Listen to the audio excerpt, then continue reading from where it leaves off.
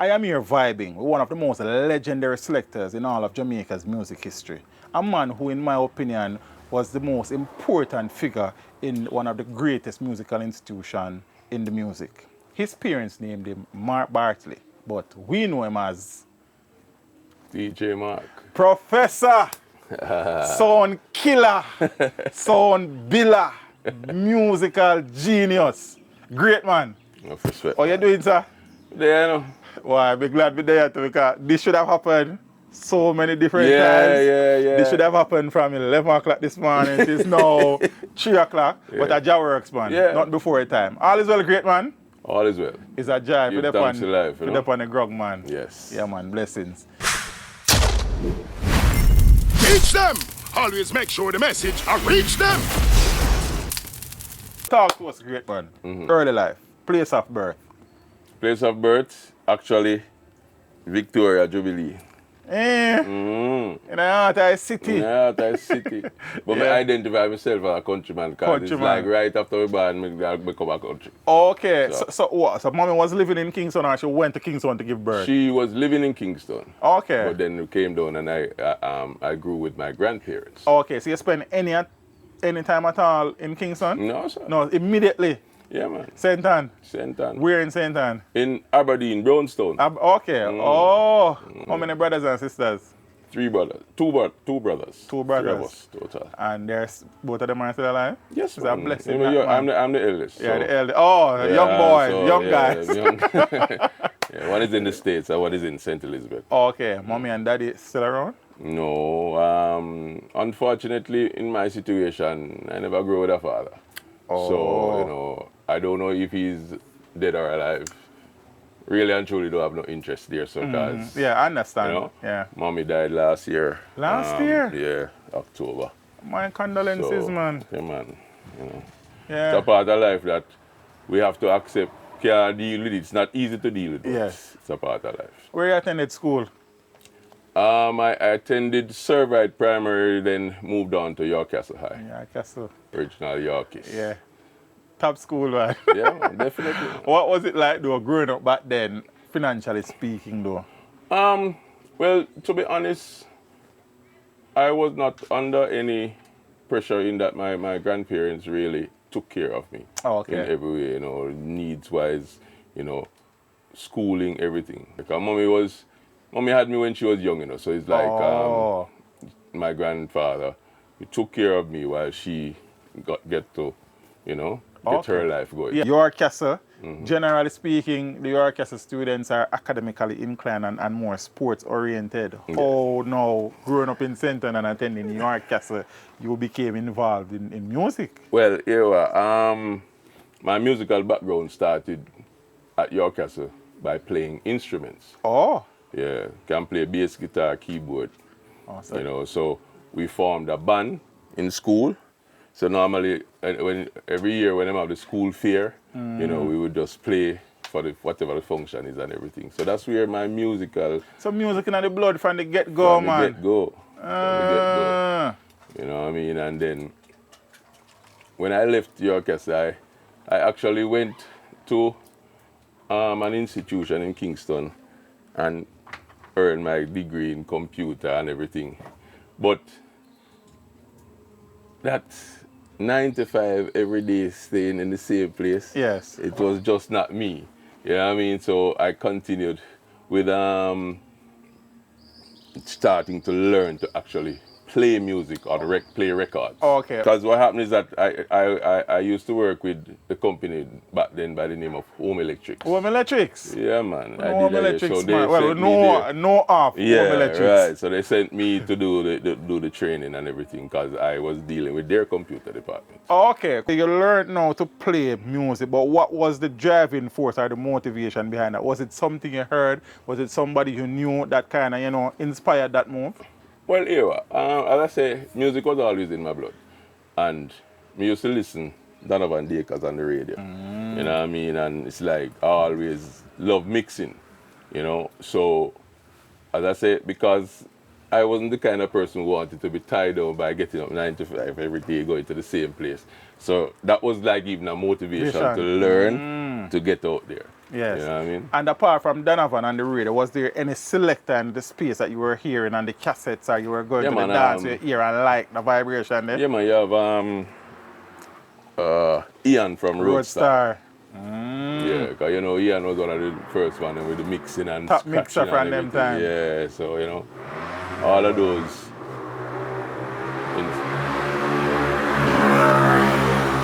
That's my era. Yeah, that's okay. That's my era. Yeah. All of those inspired me, you know, to want to learn the art of mixing and everything. Yes, and growing up back then in St. Anne, which were the sounds at the time that were making names for themselves? Well, the main system in St. Anne at that time would have been a sound by the name of Turbocharge. Turbocharge. Yeah, down from the coast. So you are learning to mix and thing, but how now did that move you forward in terms of becoming a DJ? All right, well, when I learned to mix, mixing was not what you call a regular thing in the sound system business at the time. You know, people would just play and a turn song over and and then move, turn over and move on, move change on. over, choo.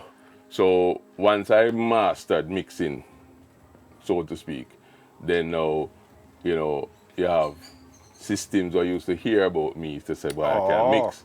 You know, I wanted me to play their system and everything. So it's like I moved from there, because all of this was being done in Kingston. Because I used to work with Home Electricity so you were, at the head office in Kingston. Cool. Yeah, so when sound by the name of Easy Rock from St. Anne's Bay, Civilized, reached out to me and, you know, basically, you know, said they wanted a selector and everything. And I said, all right, no problem. You know, we go around them and started playing parties down that side, you know. So basically that's how I got into sound system. You know. So Easy Rock was the first training ground of sorts. Yes. Easy Rock was the one that, you know, I played where you have to now be actually entertaining people. Yes. And you always, so there was never a desire to become a MC? No, because I never have the voice. You never have the voice. Yeah, I have the ideas, but I just don't have that voice, you know. I understand. So how long were you around Easy Rock? Probably about, I'd say, almost a year. Almost a year? Yeah, I'd say almost a year. And what was the next move after Easy Rock? All right, it was while I was playing party for NCB Bank in Ocherios, playing Easy Rock at the party. That's how come I met with Keith. Father Wally. Yeah, you know, because he was at the party and all and thing, and you know, he told me about that he was building the sound system. You know, so him say if I have a chance, I can come up and check it out and thing. So within a couple of days, I had come up to the base in Alexandria. You know, that they were doing some work, so their turntables and everything was out, and you know, basically he said that I must mix some songs, you know. So I started mixing, and right away there were some people there that decided that no man, them never hear them kind of mixing before, so them want to start build cassette, and I ended up building like 3 different cassettes for the entire for the day. Yeah man, just mix it, you know. So how big was the sound at that time? Was the embryonic stages? It was just starting out. Just starting out. Just starting out. So outside of Father Keith, you were probably the first person to actually play bass Odyssey? Yes. Nice. There's a sound that I want to ask you about. I think it's ultrasonic. It's in Brownstone. Brownstone. Did you play on that sound? No, I didn't actually play the sound. My schoolmate, who goes by the name of Ninja. We go school together. I think Ninja and Pablo was on that sound. Pablo was the owner of the sound. Okay. So Ninja now, I taught Ninja to mix. Yes, and so he know, because he was living in Brownstone, he just go around the sound and he was playing that sound. So now and then if I'm free, I would be there with them and both of us play. Okay, so you're spending a little time around ultrasonic as well. Yeah, but it's not like I was playing the sound. I was just if I'm free, I just be there and play. Yeah, but I used to have a Friday night event. Every Friday night, yeah. Understand. So Easy Rock now, and then you say you kind of played. And when you went to Bass Odyssey that day, you actually went back any at all? The bass Odyssey. Well, yeah, because they said that they wanted me to play the sound. So, Okay. you know, I started going around with them, you know, couple dates. But you see, in that time frame, I was getting the opportunity to go to the States. Oh, okay. You know, you're young, it's like, even though you love music, you know, going to the Them States time it is was a more, big thing. yeah, oh yeah.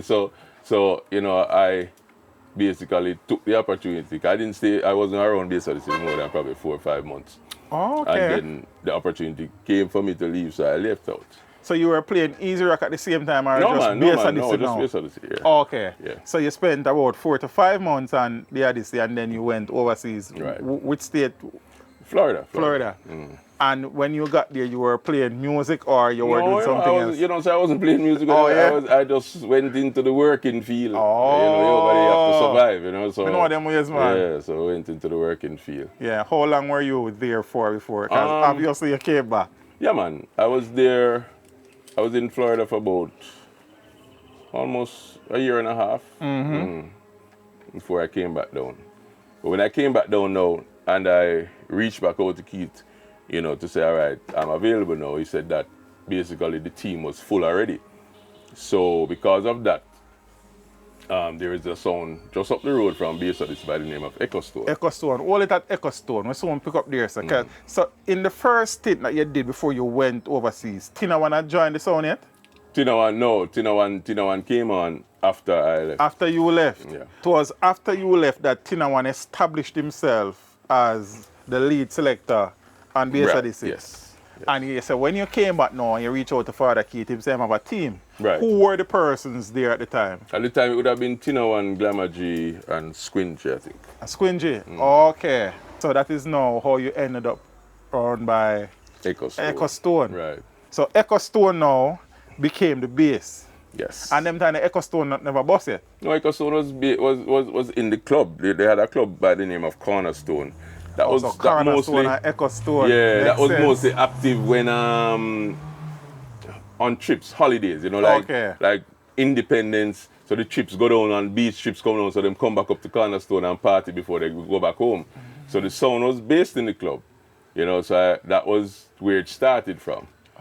But as we go along, you know, we start play the sound to the point where people start wanting the sound out there. So So the sound was getting bookings now. yeah, it start getting bookings. You took it from a Club-based club sound yeah. to a road sound. When I left the sound, it was playing like 4 nights a week.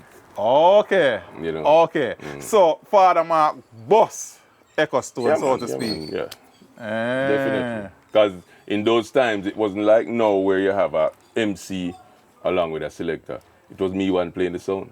So yeah, Talking and everything, yeah. Even though that wasn't my thing, but Yeah. you know, had to do it. But you know, back in the days, you don't do a lot of talking. Like now. Right. Yeah, you know. Because it was mostly an introduction of a record. yeah, of a and- song, yeah.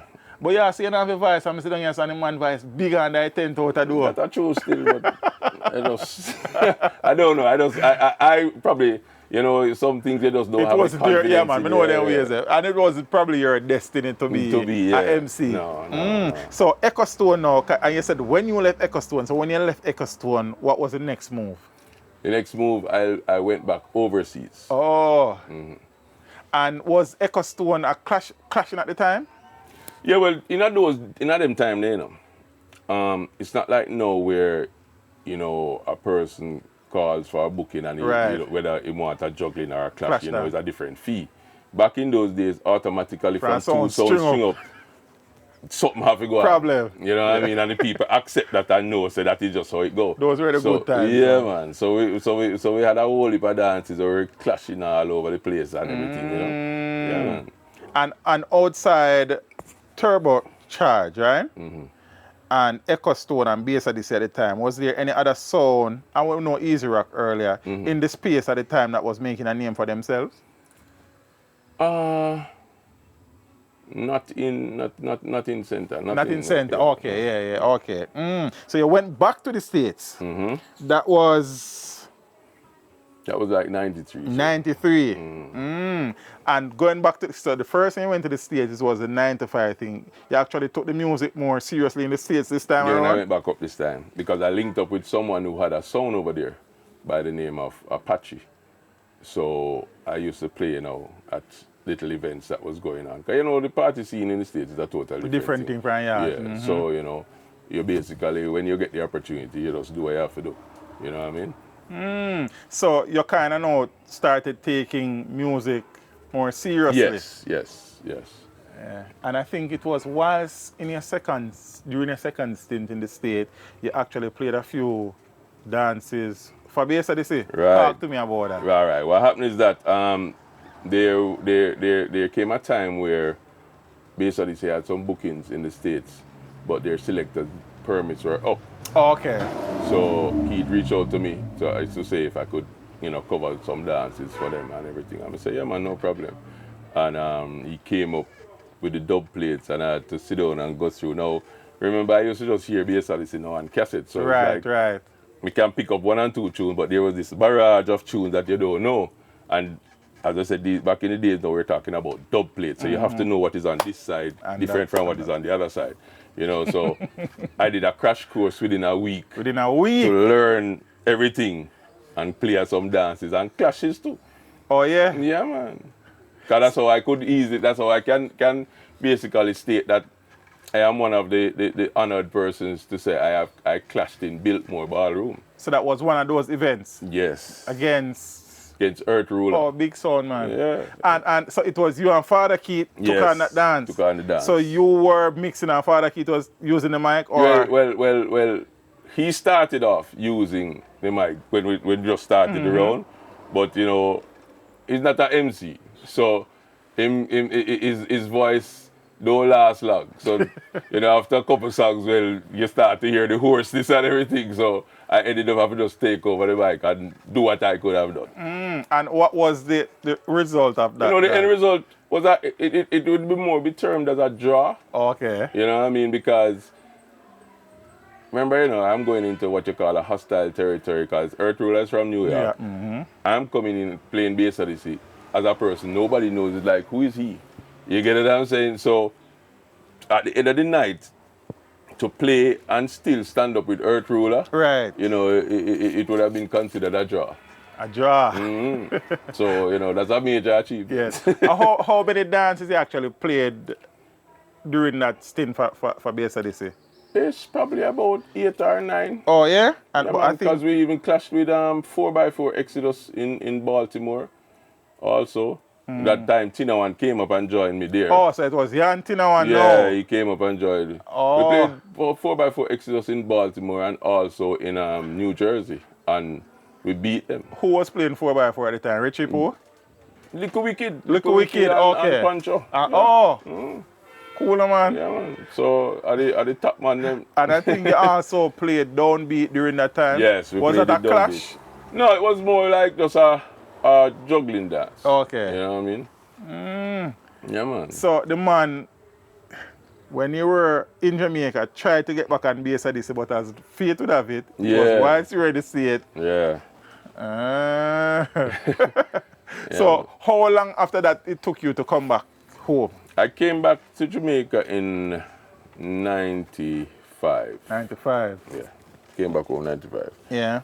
And with the intentions of joining Bass Odyssey? Well, what happened is that the sound, I tell you, I was around in Florida by the name of Apache. He sent down the sound.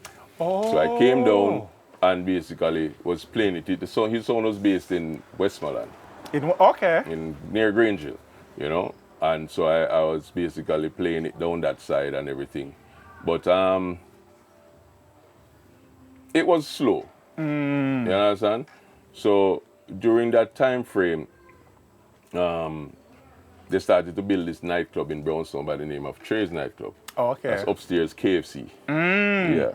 So, Keith himself reached out to me to tell me that they wanted a selector there. You understand? Because he was the one that was helping the person to deal with it. So I came back up now to become the resident DJ for the club. So during that time now, I started up a thing called Teen Jam down there.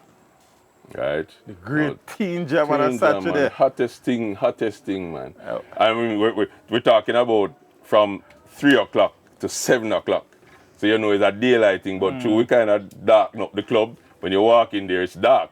you know. So Teen Jam was a big thing, man. massive thing, man. And I mean, it was a case where the lowest amount of students or people that would have been at a Teen Jam on any given Saturday is 600, right? And the place was so crammed. The place was so crammed that the AC was struggling. It couldn't keep up with the crowd. That if you put your hand on the wall, the water would run over your hand and continue down. That's how much the water is running down off of the wall. The sweat that was in the place, you know.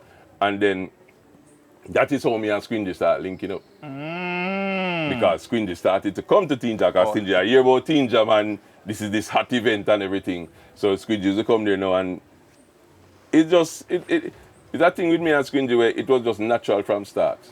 You know what I mean? Me and Squingy playing in Teen Jam, you'd think that me and him plays music long time. Yeah, it was just natural. So the chemistry was built from Teen Jam. Yeah, man.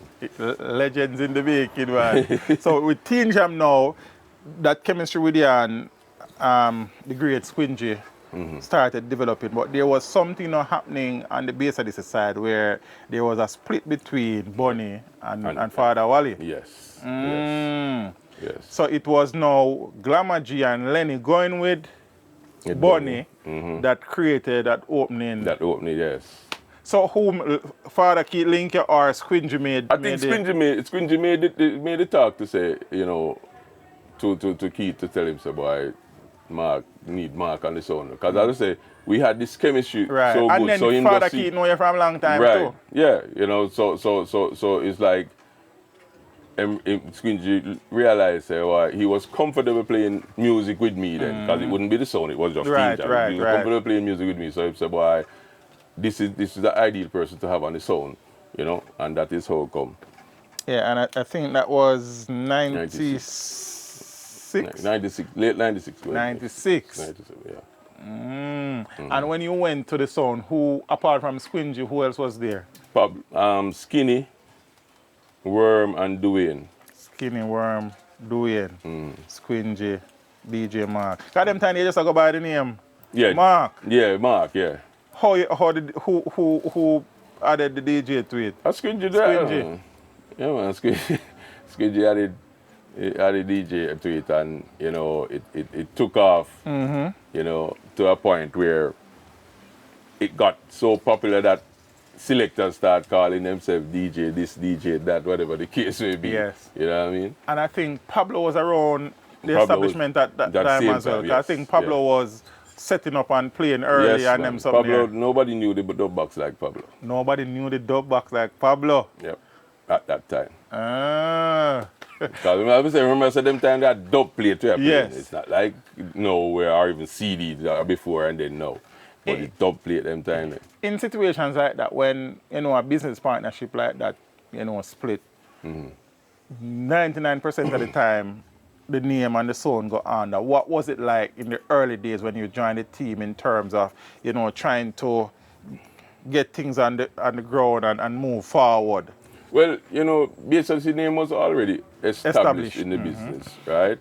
Yes, the split caused a decline in bookings because, promoters would not have been sure who they're going to get if they book the sound. You understand? So our mission at that time now was to re-establish the brand with the crew that we have. You understand? And then that is when it started taking off, because me and Squingy chemistry and going out there, it's like, yeah, everybody was loving what they were seeing. Yes. So, promoters now would have been interested now to continue with the sound. Yeah, one of the differentiating factor was Father Keith naming his side of the brand, the original. Yes, yes. And I am assuming though, well, not assuming, because having spoken to Father Keith, I know that Bunny took some of the foundation dub plays. What was it like trying to, navigate the dances and the clashes without some of those foundation dub plays? Maybe it would have been an advantage for me in the sense that I never normally play those dubs. So I don't miss them. Okay. So it's like you work with what you have and what you could get back in terms of voicing and everything. You deal with it. But in terms of me not knowing some would normally have this dub to play in a dance, it don't affect me. You get what I'm Yeah, saying? man, I was just definitely, working with, definitely. with With what what you was have. there, yeah. What was the first dance you recall, you know, going out with the soul to play, having joined the team? Oh gosh. that can't recall. That can't recall. That can't recall. Yeah. Trust me.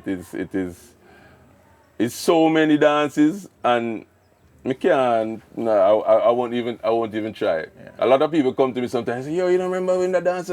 I may just have to pretend as if I remember. I don't remember. Because as I said, there's so You know what I many. think? You'd have played thousands of Yeah, dances, man. man. Yeah, man. Yeah, Man, man. that's not why you always ask a question because people don't want to do.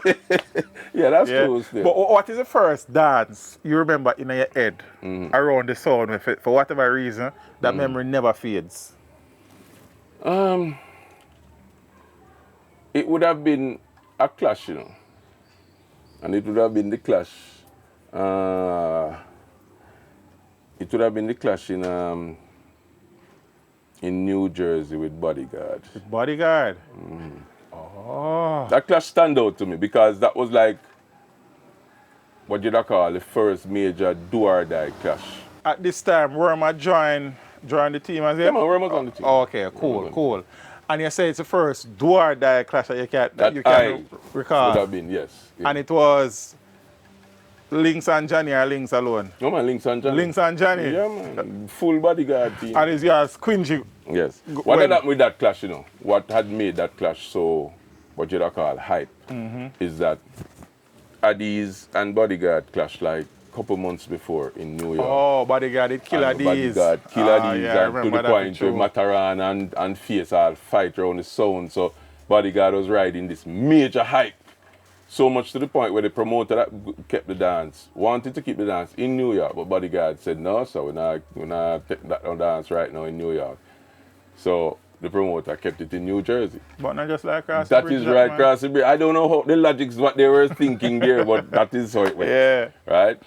And the thing that stand out for that dance, why it stand out, that dance stand out for me, is that the planning was so much to the point where on the night of the event, you know, normally in the States, 9 o'clock in a dance, the sound system just setting up. Because nobody knows about it. Oh, okay. Sound system just setting up.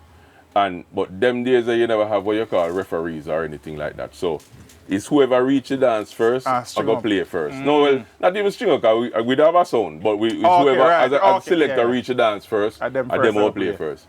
We reached the dance 9 o'clock. And it was helping the people that set up the sound. Because we want everybody to see that we reach first. And ironically, Bodyguard reached 9:30. That's to show you how everybody was planning to try to reach first, you know? So it ended up that we play first, man, and trust me, we basically dismantled Bodyguard box with the first row. Just a liquid sound true. Yeah, just a beat or something. When you see Bodyguard had to play, for their first round, they had to play the Lieutenant Stitchy, which would have been one of their biggest songs. Yeah.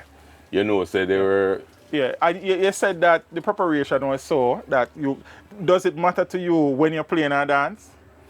Back in them time, as I say, because clashing would have not been the norm for me, you know, but me just love it and I had that aggressiveness and everything.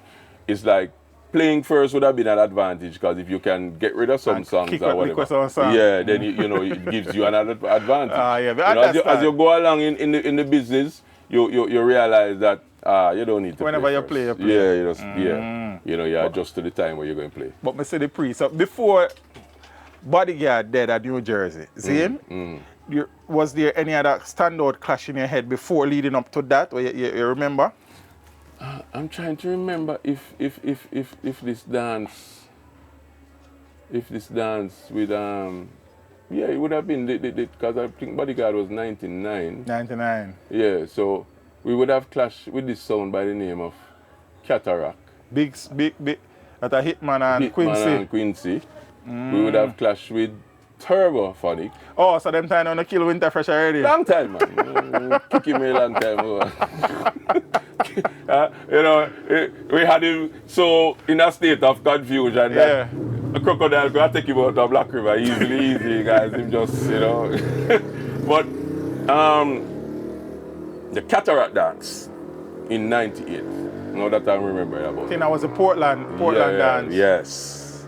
That dance is the next standout dance because cataract came in with like 10 busloads of people. You understand? Now, the dance wasn't really a success in terms of other crowd. Okay. So the crowd that was really the dance would have been cataract crowd. And I mean, in the early part, there's nothing we could have done. There's nothing we could have done. It's like we're playing and everybody's sitting and eating and drinking, and when it's time for cataract, everybody's up. Yeah. But it's that particular dance that Hitman made the famous talk, man. The talk that made him famous. Let me tell you what I'm saying. I'm going to listen to the dance. Any man when I take a big good. Yes. Yes. Yeah, man. I remember that. Yes. And Squingy came in and said, people, we know and love on the sound. And for respect on the sound, but also listen to what the selector say. Right. By speech. Yeah. And so all I man who know say they not take a big good, put it in here. That means I said that means they take a small one. And right there, so the crowd like said, you know, so I set that boy and they set me up. No, sir, I done with it right. So the crowd switch. I say, yeah, anything we had to do. Yeah. Yeah, man. So that's how they end up kill Hitman. Yes. And then, cause them time, normally sounds build from ground up. So you kill a smaller sound until you reach the top. What Cataract was doing was killing the giants down. Same thing that Turbophonic was doing. Yes. They attacked the business the other way around. You know because Cataract would have killed Bodyguard and some other people before, you know? Yeah, I think Jaro. Yeah, Black Cat. Yeah. Yeah, man. And as I said, Black Cat, before we come back to the Turbophonic dance, there was a dance, I think that was a dance when Worm kind of established himself. The dance was supposed to be against Black Cat. And something was wrong with the plane. Yeah, man, in New York. Yeah, the dance. What happened is that we went, both me, Keith, and Squingy went to the airport. You know, the flight was supposed to be like 4 o'clock. Reached there, flight delay. Said that there was some part needed. Parties coming down from Miami. Okay, we wait. The flight was supposed to leave 8 o'clock, didn't leave. 10 o'clock, didn't leave. 1 o'clock in the morning. Okay, plane ready now. Go on the plane. We actually reached, I know by with our timing that and what you could see through the window, we actually reached within the vicinity of Florida. And the plane just started vibrating like this. I mean, so when we tell you vibrating, it's like you're out jumping out of your seat. And the pilot made an announcement to say that the problem has come back. It's some hydraulic problem has come back. So they're going to turn back to Jamaica. So I say, don't mind me that down there, so when we are going all the way back, take a chance to go back all the way back to Jamaica, and we can't just go down there, so. You know what I mean? So they turned around and we shaked back to Jamaica. The Songsters. Yes. Landed, and when we deplaned, they would have been providing hotels now for the passengers. Squingy said, I am going to my yard. I'm not go back I'm not going back on the plane. You understand? So Squingy decided no powers can tell him that he must not go home. I'm not go back on the plane either, father. So Keith had to call Worm now and say, get yourself together and come down, because you're the one that's going to be going up. So the thing though is that the next day we were supposed to leave 2 o'clock. We went back to the airport, same problem. We had to wait. They said that it is delayed till 6:30. We waited till 6:30. Nothing. The plane didn't actually leave till 11 o'clock, the night, to go. That is the night of the dance now, you know? Right. When we land in New York, I think something like 1:30 going to 2. The morning and the promoter, we just have to leave from the airport straight to the venue. When we reached in the venue, it was like minutes to 3. you know?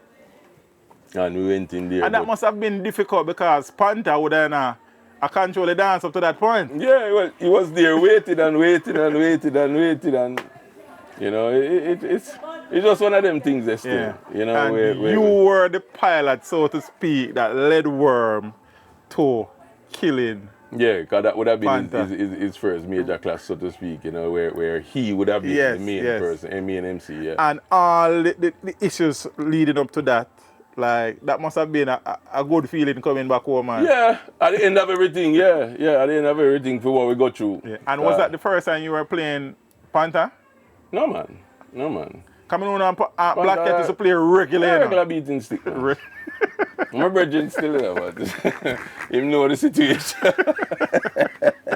Yeah, he say, well, I got loyalty for you. The man call me and say, I lie back.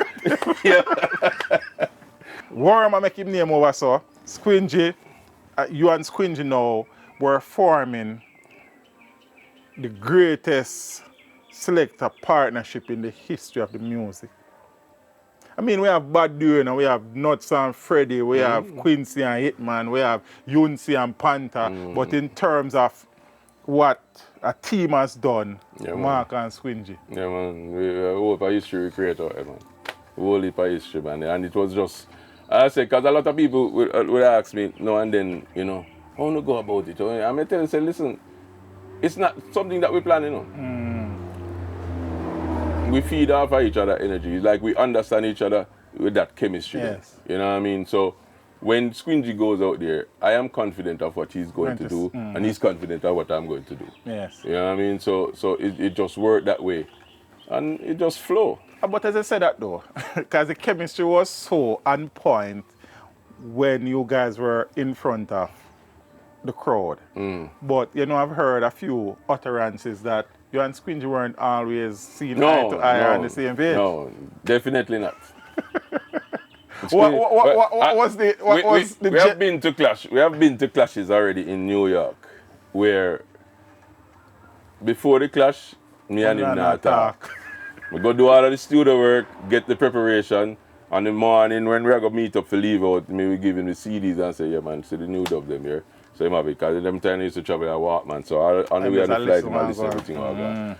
We reached up there, we go to the dance. The difference with the both of us, with whatever differences we had, once we go around the sound, that's it's work time. Yes. So, you know, we had just work as a team.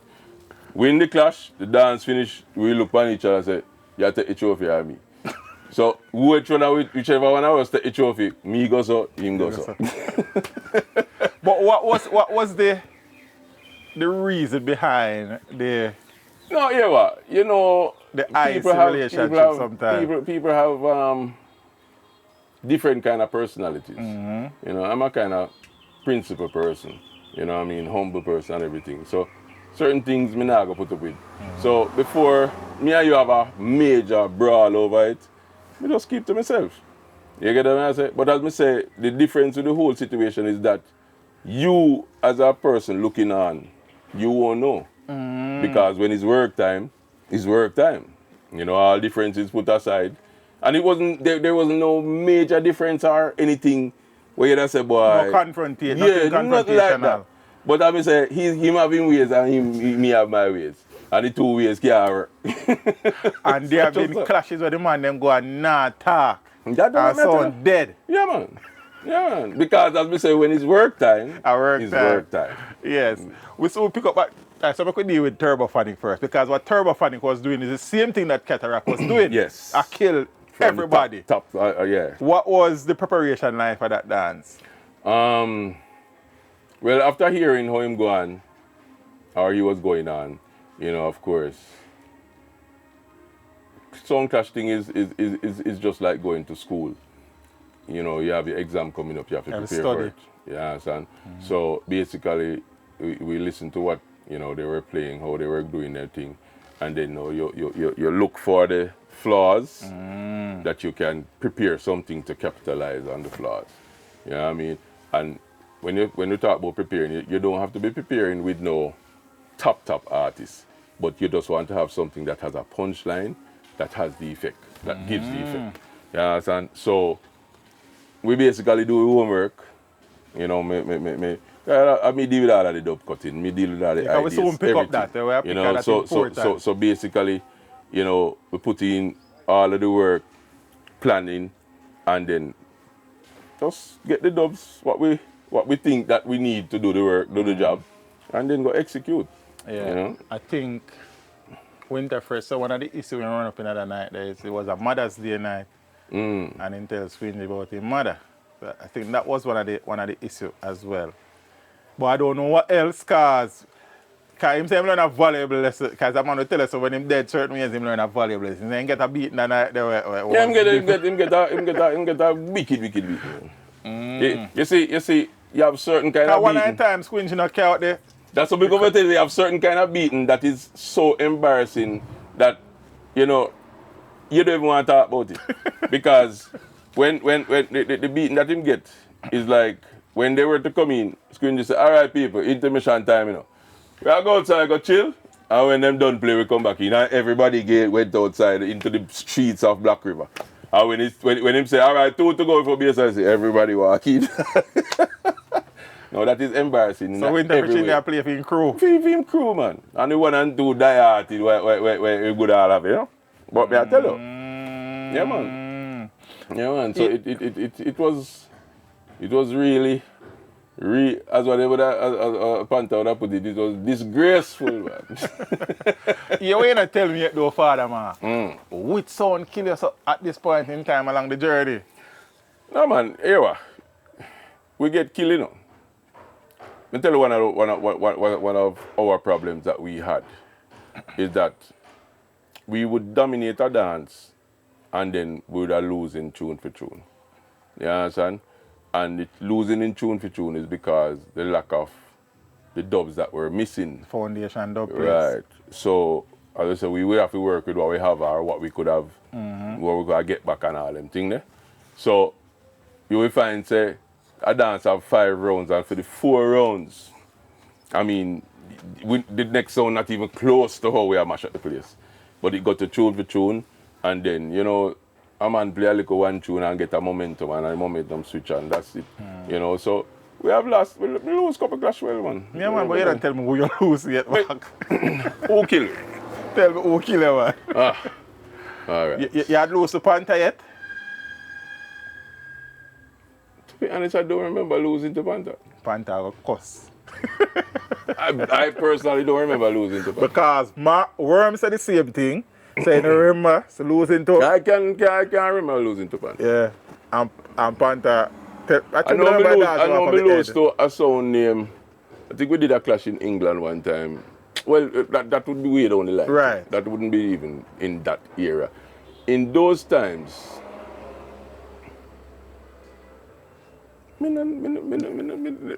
But people I must be getting old. Father Mark. I must get it old still. You don't lose to Mandela? No, well, I never played. Oh, you never played? Okay. I never played bass with Mandela. Okay. That was before me. Before you? Oh. Yeah, man, that was before me. All right. so it is I know I lose to Jaro. And Addis, but we pick up down the road. We lose to Jaro in New York. Okay. With Skinny. Because Skinny was the MC. It was you and Skinny? It was me and Skinny. Okay. Yeah. You know what I mean? And who was playing Jaro? Freddie? Freddie was playing Jaro. Bad selector. You boy awesome, man. You bad selector, man. Bad selector for true, man. All right, so now, at what point and what was the reason behind you now becoming or getting responsibility to cut the dubs? All right.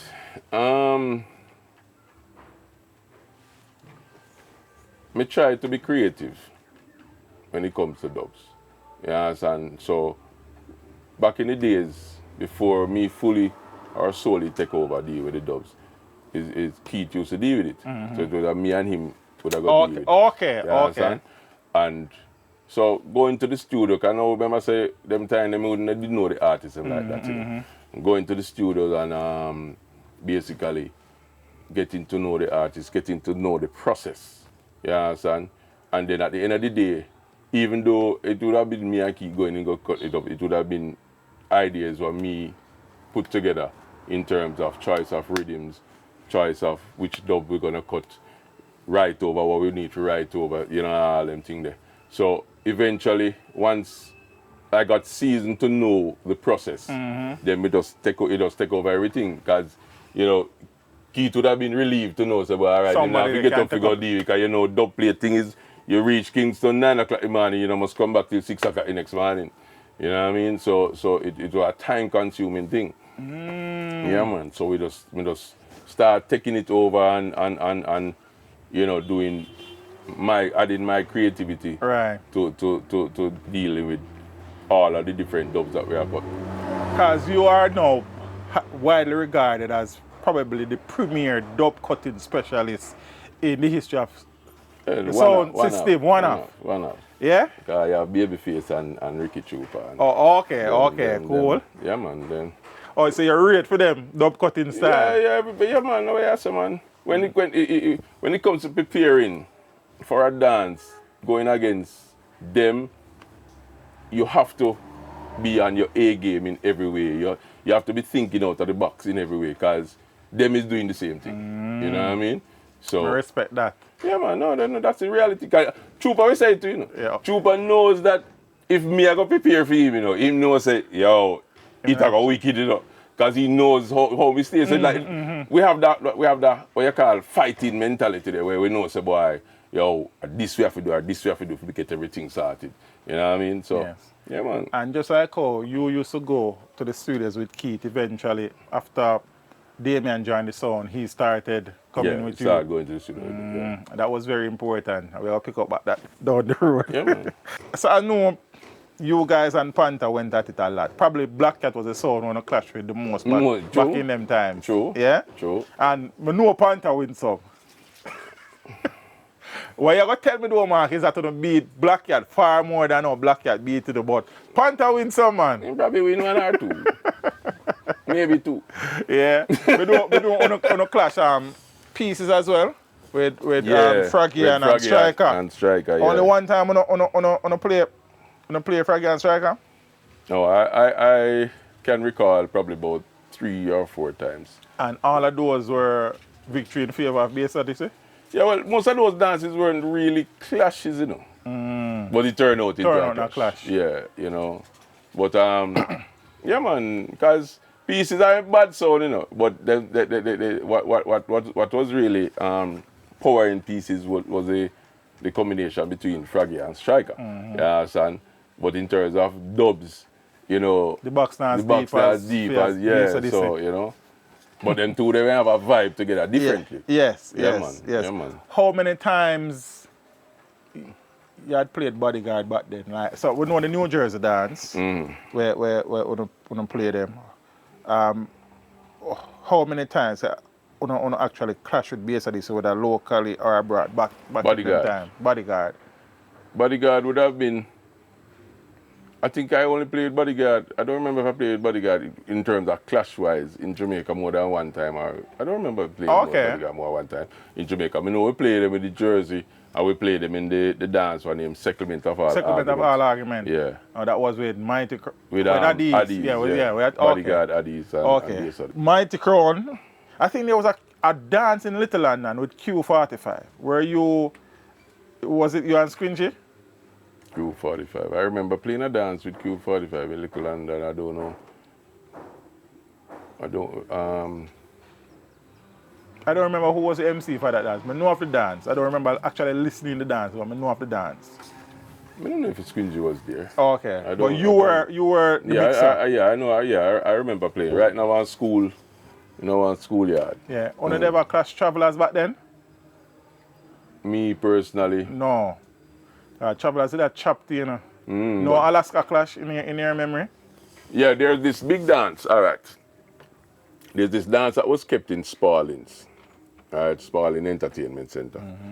That the dance was Bass Odyssey, Travelers, and Bass Odyssey, Alaska, and Black Cat. Big dance, huh? Yeah. No, that dance was the dance that dance happened before the Bodyguard dance in New York. That dance was the dance where Bass Odyssey was branded as a new tune sound. Oh, okay. Because that night it was just new song, okay. new song, new song. When Panther said tune for tune, we say yeah, new song for new song. Yeah, you know that Panther is like your cripple Panther, right? That's you know, cause Yes. if can't go that way there, you know. But that dance was a standout dance where Bass Odyssey played some catalog of new songs where the world started to say, no man, if you want to listen to song for cut man, you have to listen to Bass Odyssey cassettes and all them things there. Somewhere in all of that, because Bass Odyssey was the first World Clash that was held here. I think that was in B-side. So it was Jara, Radigan. Jara wasn't in it? I know Jara. So it was Radigan, Bass Odyssey, Mataran, Mighty Crown. Yeah. Jara wasn't in that dance? No, I don't remember Jara being in that dance. Eh. But you guys won that. Yeah. Even though Sammy and Simon disagree. But how them going to disagree? Well, I mean, And it was unanimous. It's not like it was close. It was unanimous. Sammy and Simon has always spent a lot of time saying they robbed the World Clash from them. No. The one that they're talking about is the one in New York. Oh, the New York one? Yeah. Okay. The one in D-side, we won. Okay. Clear. The one in New York, that Bounty Killer was the host of that one. Oh, they must say Bounty TV Yes, Clash. yeah, Go Bounty no? TV Clash. And it was not logical because we went to Tune for Tune, Beyond Mighty Crown. At the end of Tune for Tune, the last song that Bass Odyssey played in Tune for Tune, we got a bigger forward than what Mighty Crown played the last song, which would have given us the victory. But because Chin realized, oh hell, Mighty Crown, I'll lose this, you know. He said to Killer, say, they're gonna do 5 more dubs. Oh, each. And it was so much at a point where me look at Killer and say, Killer, mind yourself, you know. And Killer said, I know me just do what them tell me to do. But normally back then, on the best of 10, man. Yeah, but that's what we say, we did it. We did the best of 10. Right, so Chin, so that because okay, Chin was favoring Mighty Crown at all times, right? So we now reached to tune with the other 5, and we basically beat them 5-0. You get what I'm saying? So when the matter about say we rob, I don't know what you was talking about. Me can't see that. But anyway, they held on to that notion and say we rob it, fine. So now there would have been a settlement of all arguments. What them call face off. That kind of dance now World Clash would have been in the October, I think, or September. Yeah. And World Clash was October because right after 9/11. Yeah, 9/11. And World Clash was in Warehouse, that was the Warehouse. No, World Clash was in Amazura. Amazura. Yeah. And then now the face-off dance was in February of 2002 in Warehouse. Okay. Okay. So they had added bodyguard to. No man, this was just you and Mighty Crown. Because we are Mighty Crown. You understand? Because the reason why it was kept is because the talk was out there saying that we robbed the Clash. Mighty Crown. So face off, we and them 1-on-1. That dance was a dance. Having listened to that dance though, I think one of the issues that Sammy and Simon face is that they spend too much time in that dance talking about the World Clash. Yeah. Instead of focusing on the dance. And every single song was talking about Bass Odyssey, Thief, World Clash, this, that. I mean, the man them went to the point where even Junior Gang, Carl Kanai, which was the hottest song at the time, the man do it personal. Mighty Crown win World Clash 99, 2001, then robbery blind. Oh, come on. So it's like everything was just, they were obsessed. They were obsessed. Because that dance, I remember that dance, the two, when both songs played the first round, both songs were 50-50. It's like everybody did well, both songs did well. Second round, Mighty Crown wrecked the place. We started bad, right? So it's like the momentum was cut and me turn to Squingy and say, yo, say I'm not going to waste my big songs to try to catch back the round because it done gone bad already. We lose our round. We just going to cruise through the round like we don't have no tune. And it's like everybody, you know, you basically have them fans. It's like everybody say, yo, what really are going on? No, so you can't get them beat now. So you see when Mighty Crown coming back in at the third round now, I'm saying, yo, people, tell them, yes, I listen on the dope, and play around. It wasn't this big round, but it's an alright round. You see when we come in, man, and start off with I distinctly remember it clearly, start off with a Mitch intro. You know what I mean? Wait. I think that is the, was it the Nelly, is it Nelly Yeah, Furtado? Nelly Furtado, yeah, man. After midnight, morning, can't believe a mighty crowd we see. We have to tell the nation. We can't believe a Sammy team a suck. When they turn up, the place rooted up, right? And that's when we drop the Berry man on the fire. Minute child. Hunt them. Okay. And me will tell a man straight up. At no point we never tell anybody say, Because I don't want we are the first person. Right. But we boss it. That is the first time it had that effect in a dance. And from this on now, everybody started running down the song. You understand? Jaro was playing it long before. But it's like they were just playing it as a regular song. Right. But the way how that song was used there, because you see the part when Squingy showed us, said, Mighty Crown, and said, some fools went to the bank with Joel. It's like because them have got so much personal, right. Everybody has said, no man, that's true, you know. Yeah, man. And as you said that, what was it like preparing for, because resources wise, Mighty Crown had endless resources. Oh gosh. Mighty Crown is a sort, no other sound in history has Spent cut money. More personal for clashes than Mighty Crown. And you do it, you can't even just say personal, you have to say personal from big, expensive artists. What was it like preparing for, and one of the next thing that Mighty Crown had going for them was the novelty of being Japanese. Yeah. So what was it like preparing for a clash with Mighty Crown with the novelty of them being Japanese, plus the fact that they were cutting customs for every clash? All right. The thing with preparing for Mighty Crown, we know so we can match up to their resources in terms of cutting customs and everything.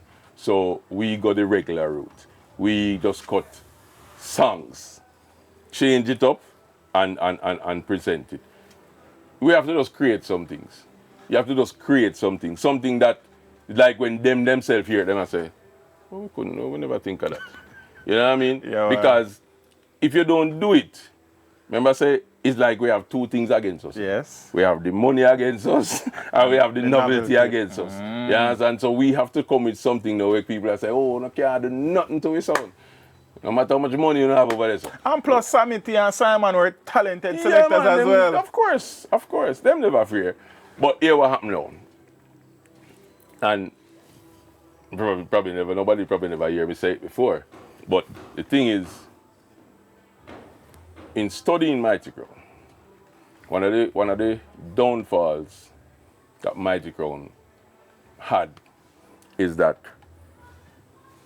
when they're preparing for a clash, say for example, they know, say, all right, they're going to have 3 or 4 rounds. They list the songs that they plan to play for a round. Can me see it, you know, even though it's right now Japanese, me know say this is for round 1, this is for round 2. So the thing with them now, because of their culture, they are principle people, right? So if them plan to do A, B, C, it's A, B, C. Them now go A and then C, then go back to B. Yeah. If you get what I'm saying. So once they plan to play around and set the order that they're gonna play, if they don't get to basically, like say them play the first 2 songs. If them play the first 2 songs and them don't get a forward, it's like, no, but that's not supposed to happen. You get what I'm saying? Yeah, man. So now they don't have what you call a plan B. So them still continue the whole line out. So when it done gone bad already, you know. So, you continue the same way, the boo is going to start to come. Right. Them can't manage boo. Can't deviate from once they get boo, it's like it throw them into what you call a panic mode. It's not like I don't plan that way. I plan in my head I'm going to start with this, just in case it don't work, we can go to this. You understand? And we just make the switch. And you don't even know, say, we make a switch. You understand? But that is what I had noticed every time. And if you watch any clash, anytime you see them get boo, it's like their demeanor changes. You know what I mean? And it's like, you hear them start say, yes, people, I feel I want it. You get what I'm saying? The thing there. Yeah. So that was just the thing with them. And I say it's just a cultural thing with how them grow. Them not used to being embarrassed or anything like that, you know what I mean? So it was that. How many times you lost to them?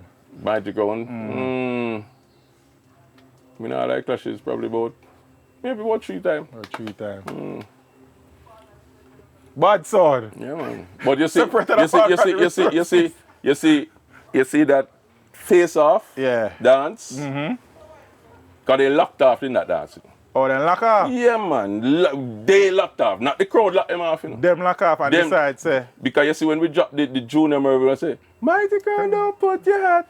And the players bust that when Simon got the mic in his hand, it's like he was still hearing the forwards. And I say, yes, people, we feel I wanted bad, or whatever. And him just say, all right, we're going to say, tonight and on my night, we're going to play one more song. It was nice being here. Them lock off. So they conceded that. Right. From that, Mighty Crown has always wanted a clash with Bass Odyssey, with me and Squingy. And it's like, because them not get that, it's like, I know they were upset that Squingy died and they never get a chance to redeem themselves. Yeah. Let me tell you something about that, the history of that Junior Mervyn. Kingston, me there have voice, you know, about 11 o'clock at night, you know. And I don't know where it come to me from, you know, but it's like, yes, sir, I did that song there, you know. You know, so I need that song there. I'm going to make 2 links and say, I need to get to the artist. I'm going to get the artist number. I'm going to call him and I say, yeah, man, but at Portland, me there, you know. I say, you go to bed early, sir. Him say, nah, man, I say, man, if you come cross, man, we wait, man. And we just push out from Kingston, boy, 11:30 night, you know. Go Portland, remember. Say, Portland Road, them no good, them. Oh, gosh, man. See? And we reach a Portland, and we do the dub. And I said to him, Mr. Irvin, you know, say, I want a big clash we are going on. I want to have one song where different. I want to do it differently. He said, where you say? Where you do it? Tell me where you do it, man. I tell him. He said, oh gosh, man, I want to hear, man. Nobody no come voice a song. So you can go, I do it for you, man. And that is how we get the song. And the song create the damage that Junior Mervyn himself called me about 2 months after the clash. And say, yo, you don't even know what you do for me, you know, man. Every day me have to go to the studio, go do the dub. I say, yeah, man, that's how you go on. Yeah, man. So the dub play that you left Kingston for a journey to Portland and then left from Portland, come back to St. Ann. Me reach home, I think I reach home 6:30 in the morning. By the time I come to the road, no good. So it take nearly 4 hours to reach from Portland back to here. One dub plate. For just one dub plate. That was worth the wait. Worth the wait. Goal, man. Everywhere, man. It do the job so much that when we were clashing in Mighty Crown, you Sammy used to say, yeah, remember me know, son, I have it done. Yeah, we know. You're going to get it. Yeah. Radigan, outside of the world clash in D-side, I know that, you know, you guys played Radigan a few. There was a little thing with Radigan and Squingy. Yeah, Squingy kind of tell him some things. Disrespect him. One night time. In New York. We were clashing that we see in warehouse. Yeah. We see in warehouse. Oh, warehouse clash. Yeah. You see, here we know Radigan and highly respect Radigan. You know, he's a gentleman in the business. You know what I mean? But you also have to know that when you step into the clash zone, you have to expect anything. It is a part of the culture. You understand? And it's true. He basically was there, and he made his intro like you'd have say, my wife is in my hotel room, you know, having a sleep while I'm here killing herself. And Squingy came back and flipped her and said, your wife is in your hotel room with the next man right now while you're working the money to bring to her. Yo, the man turned red like the leaf there, but I tell you. You know what I mean? And trust me. And one of the things, he's from I think of Scotland him come from. And it's afterwards we and him are talking and in general, you know, he's just breaking it down. I say, one of the reasons why I got upset that night, you know, one of the reasons why I got upset is because Squidgy called me a batty man. And that is like the biggest disrespect Right. you could do to me, because, you know, for them culture in Scotland is like, yo, you know, them not deal with them things they do at all. And, yo, he took it personal. But down the line, you get to understand, say, listen, it's just a part of the sport. That's Just why, a part of the sport. yeah, that's why if you realize up to the last clash that we had him had with Squidgy. That was the UK. The Squidgy tell to them respectfully right through. When him tell everybody else everything, him just Mr. Rodigan, whatever. Because, you know, it's just so it goes. Yeah, man. King of these. Big sword. Yes, man. In time there, babyface at your iron. Yes. I know of 3 clashes. I know the UK clash. I think that was the first time you guys played with Winterfresh. Yes. There was a Bristol. Washington clash. Yes. Wanna lose that?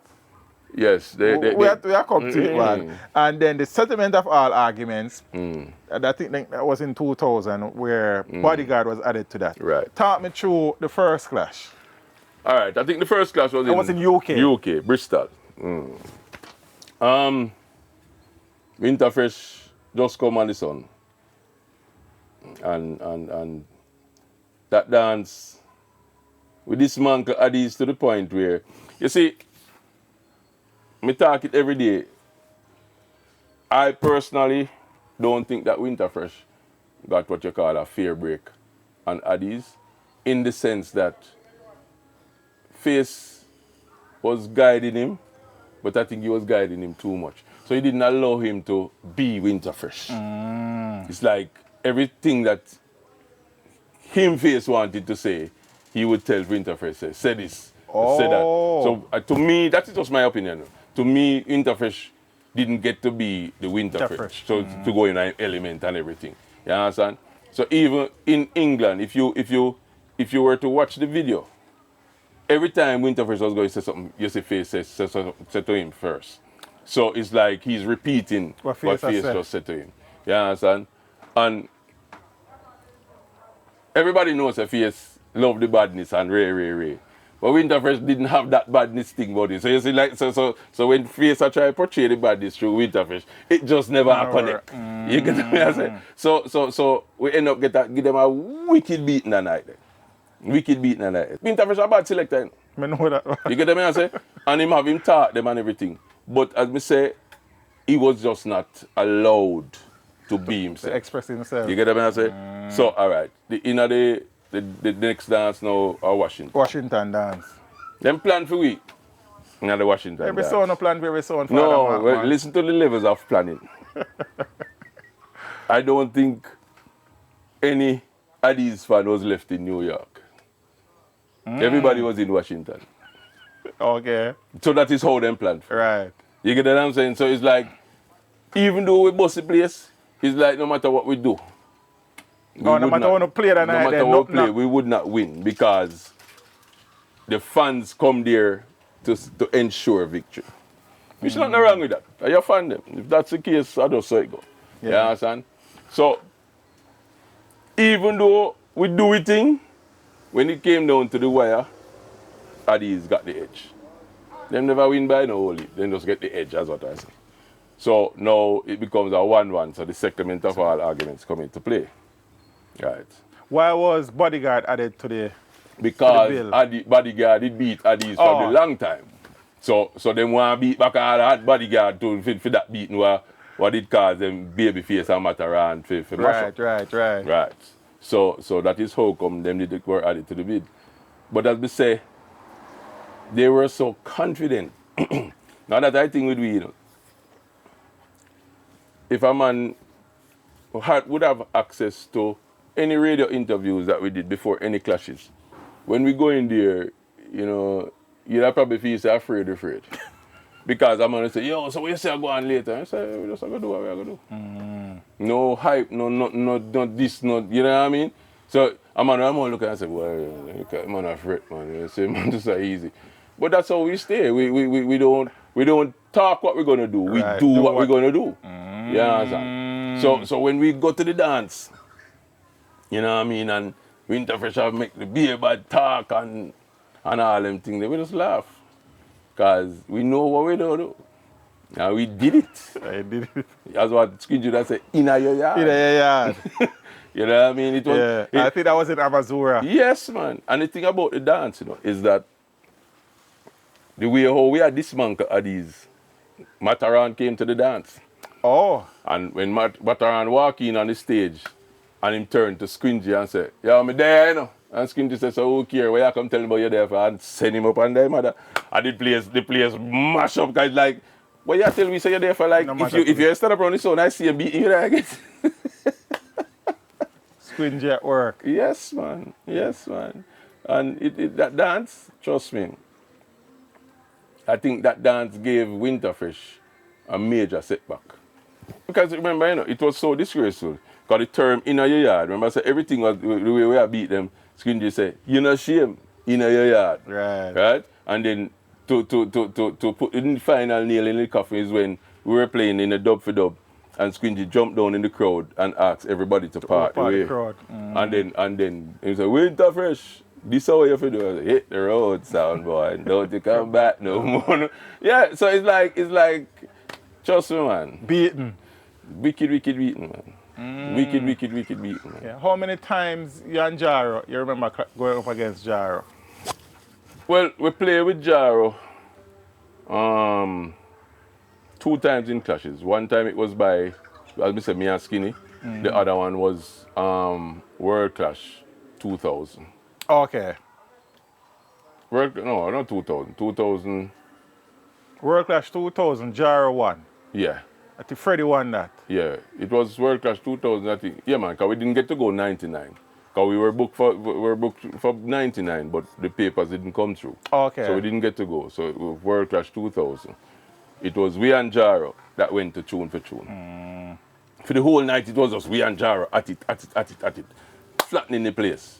But of course, me know within myself, me and Squingy know within myself, say, it now go easy in a tune for tune with Killer and Jaro. Yeah, because Jaro. That is Jaro. Jaro, yeah. No matter Jaro what we are going to different. play Yeah, now, man. it's like, we just have to play because we have to play. They can't fight. You know what I mean? So Yeah. it was a uphill battle there. So we know say it couldn't work out. The people would have to directly be on our side to the point where they don't care about Then Jaro. just bias. Yeah. You know, so Nice.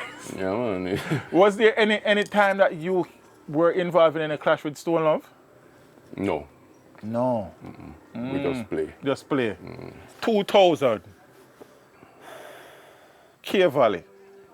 Firelinks. And it would be 2001. 2001. Yeah, 2001. After Yeah, World after, right. Because I think Yeah, man, after Dillinger we came did on 2000, it was the following year, Yeah, man, 2001. 2001. Yeah.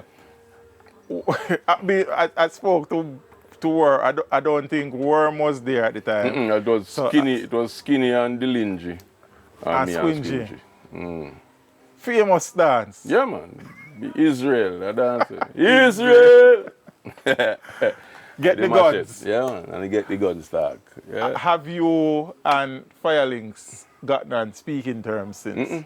Not me. Him talk to you. Where's the So why am I talk to you? He hate me because he know I'm prepare for him. I have heard that interview. It's just like Magical. I've heard that interview that Samity did, right? That I had to laugh when I heard. Like Samity say, yo, BS, this is bad, you know. And they say the boy is Squingy bad, you know. But the man who we fear the most on the sound is DJ Mark, you know. Because when him prepare, you know, it's a total different ballgame. So it's like it's the same thing with Links. I think it's because him see how the level of how me prepare. It's like him just decides, boy, him hate me for life. And the funny thing about it, you know, the funny thing about it is that how we saving sound, you know, from mash up, you know. Because when the people when after they get the guns incident, when he talk and him start run and him come round with him hand in him waist to one of our maintenance crew And like we went to school, boxing and I realized that there's nothing right and start draw out of machete. That when the man draw, all when the man reaches, so the machete still not come out like waist. You know? And links run off. Yeah, so that's why he run off and try to run through the gate, him buck into and drop on the belly and skate down the line. Right? But in the same time, somebody come around him son with a tool before, you know. And me and kids go around him son and stand up and say, no, you can't do this. Because if you do this, it will come like we are instigate to mash up your son. Yeah. When them chuck tires were slashed and stuff. Yeah, because you see them, so them, you know, the old people saying you can't get squawker, you get your shot. So that is the closest thing them could have. But on a beating the night, they separated apart from the incident, man. Yes, man. Proper beating, man. Proper beating, man. That beating was. We dish out some serious beating in our career. Some serious beating we dish out, man. You know? Yeah. Were you at the Great Jill dance where him never turn up on them? Them take away the box. Al Pacino was the selector that came up okay. So it was Al Pacino that get slapped. Well, I did not see the slap. Me hear the slap go on, so I can't tell you say but you never slap. see. No, yeah, but me know some slap go on. And then take with the car and everything. You know, because them basically had to run off in a cane piece. I guess.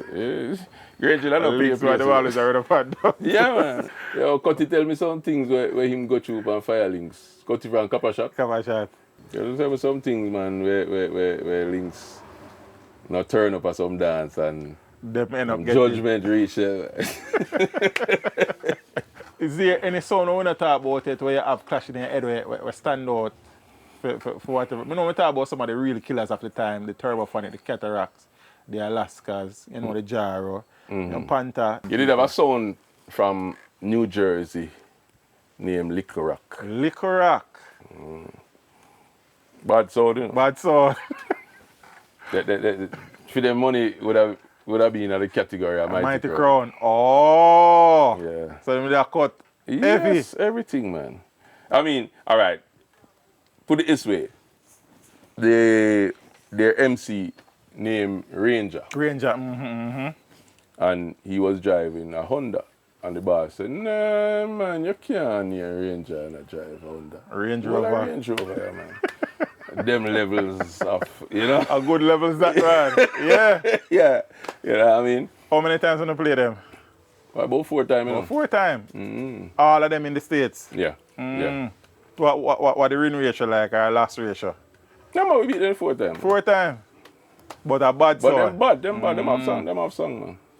It's alright, it's a song like this. For example, if we and them all clash, and we happen to play a dance, a clash before, whatever them hear we play at that clash, them voice all right and play that in the first round. Lick them way. Yeah, so they will beat out all right. But you see, we expect that. That is expected that you're going to do that. So we always have to have. That's why we say we were labeled as a new tune sound, because you always have to come with something different. Yeah, you played any of the European sounds that you can remember, the Supersonic and the Sentinel and the... Yeah, man. Yeah, man, we played with them. We played it with Love Supersonic. It was with Supersonic and I don't remember if Sentinel was on the dance. Radigan was on the dance. Oh, okay. War in the East. War in the East. Okay. We lost that. Radigan won that. Okay. Him is king over there, so you know. Yes, he's king over there. You know what I try, but things say you can't get around him over there. So, you know. Radigan step out and say, ha! Done it. He plays that. Yeah, man. I think 05 Skinny left the sound. I think 06 Charlie Black joined the sound. But I think the first time now Squingy started, well, when Squingy got sick for the first time, it was 2002? Early 2000. It would have been the first clash that he would have missed. Would have been he took sick one time in 2004. 2004, okay. Yeah. But we weren't clashing that in those times, because after the clash in Montego Bay in World Clash 2002, Pier 1. That's before them set up the whole stage and everything. It was done on the front part. You just play on your sound itself. We lost badly that night. I think we dropped out first. There was just Squingy didn't want to work. Of course, the people wanted to see Squingy. Oh, okay. So, that's one of them things. So, we took a break from clashing to stay. We're focused on juggling now, build that part of that side of the thing. So, all right, people know. So, you want the sound, you don't have to keep a clash. You can just keep a regular dance. Makes sense. Makes sense. So, we used those 3 years basically and built a juggling fan base up to 2005. Then that's when we went back to World Clash in 2005. That before the sun. That before the sun. Maybe again. Yeah, man. That's the one that we made them have to change the rule the following year. Because they changed. They said the rule for 2005 was it's 5 rounds. So whoever win the most rounds win the clash. Right. We win the first 3 rounds. So the clash done. So the clash finished 3:30 in the morning. You know what I mean? It's like, yeah, man, that time for go, man. Clash done, man. Everybody get beat. Right. You know what I mean? So the 2006 now, Squingy was sick. So it was Charlie Black and Worm that came to that clash as MCs. Only to when they reached there, we hear Chin say, all who say the clash done too early last year. And everybody say, yeah, all right, we won't, that first win to 3 won't be infect this year. So it's like, them basically I try cripple we because them say, boy, them know we have the potential of right away again. So, them change up that. But yeah, man, he was sick for 2006. Yeah. I think it's 2006 he got injured as well? No, 2007. 2007? Yeah. Okay, he was just coming back from his sickness, so he was weak. And when Squingy went towards the scaffolding, I looked at him and I said, don't do it, And he's like, him say, I'm a good man. But what happened is that when he went up there, it's like him touch a wire. Shock him get shot, man. So him just let go. Oh. Gentlemen, rough night. Yeah, well, let me say, him go out there, decide, say, him go up, Go up and got shocked. So him just let go. Broke his shoulder and his ankle, I think. Yeah, man. You see the most, what I call, traumatic reminder of the night is that when he was going up, he had put the mic in his back pocket. So you see when him drop, the mic hit the ground. So you see when you hear that poof through the entire PA system, Pier 1 becomes silent. Because now you actually hear the impact because of the mic. Yeah, man, it was one of them things, boy. And even before we continue and pick up switch, one of the standout thing with you, well, another one of it, is that you would have had great chemistry with whosoever upon the mic. Yeah. So whether it was Squingy or whosoever was there, or Skinny. Yeah, I can boast in a sense to say that I have won clashes with every MC on Bass Odyssey. Every MC. Every MC. You know what I mean? So it wasn't just a Mark and Squingy thing. It was a Bass Odyssey thing. Yes. Important. Yes. And I think that is also a part of your greatness. You kind of make a stand. Some man just have chemistry with a one man. But anybody will have the mic, you can mix with them. It's a case where I say, I try to understand everybody's style. You understand? So whenever me and whichever one I work, me adjust to their style. And then what I do, I use, you see, Squingy is so great, that him know how to buy time. So for example, we're playing and we decide, all right, you know what, we plan to play this, but we're going to switch and do something else, right?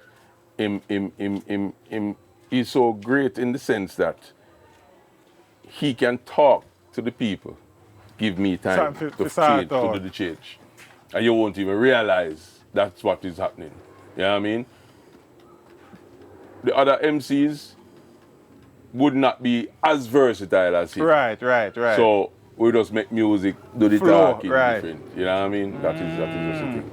Makes sense. Yeah, man. What was it like though adapting and adjusting to the times when Squingy was out. Seeing that, truth be told, is that so whilst Worm was making a name for himself and Dillinger come through and they were skinny, most people wanted to see DJ Mark, Professor Mark, and Squingy. What was it like the times when he was out sick? Well, the thing is, people knew that he was sick. So the beauty of how BS Odyssey was built in terms of the team is that in our prime, so to speak, me and Squingy, we never kept the glory for ourselves. We always shared it. That is what helped whoever was coming up. Succession planning, man. Yeah, you understand? So you have a lot of dances that me and Squingy would go and play early and then let the younger selectors play the late part of the dance. Okay. So the people them understand, say, all right, if Squingy and Mark have the confidence in them, then it means that everything is good. Makes sense. You understand? So it means that when Squingy died and eventually when I left, everybody still knew the entire team and would have been able to accept them carrying on the sound itself. Yeah. In 2009, and even before 2009, I think in 2005 though, I think you guys lost UK Cup Clash because that is when he cursed the bad word in the first round, I think. No, it wasn't the first round. We had a round that you're not supposed to curse. Oh, it was a no bad word round. That round is every time we watch it, we laugh, you know. Because like we plan and we say, all right, Squingy, here we go at that one. Remember, say, no matter what you're going to do, just don't curse the bad word. You say, man, everything good, man. One thing, man, good, man. I will say, Squingy started the intro, man, for the round, you know, and everything going good. And then you hear Squingy say, Mark, drop the tune. So we never start playing a tune, you know, and we get disqualified. Even that tune we don't get to play, you know, because he did it while, you know what I mean? Yeah. It's crazy, man. And I think the subsequent UK Cup Clash, as I think in 06 it was you and Worm, 07 you and Worm.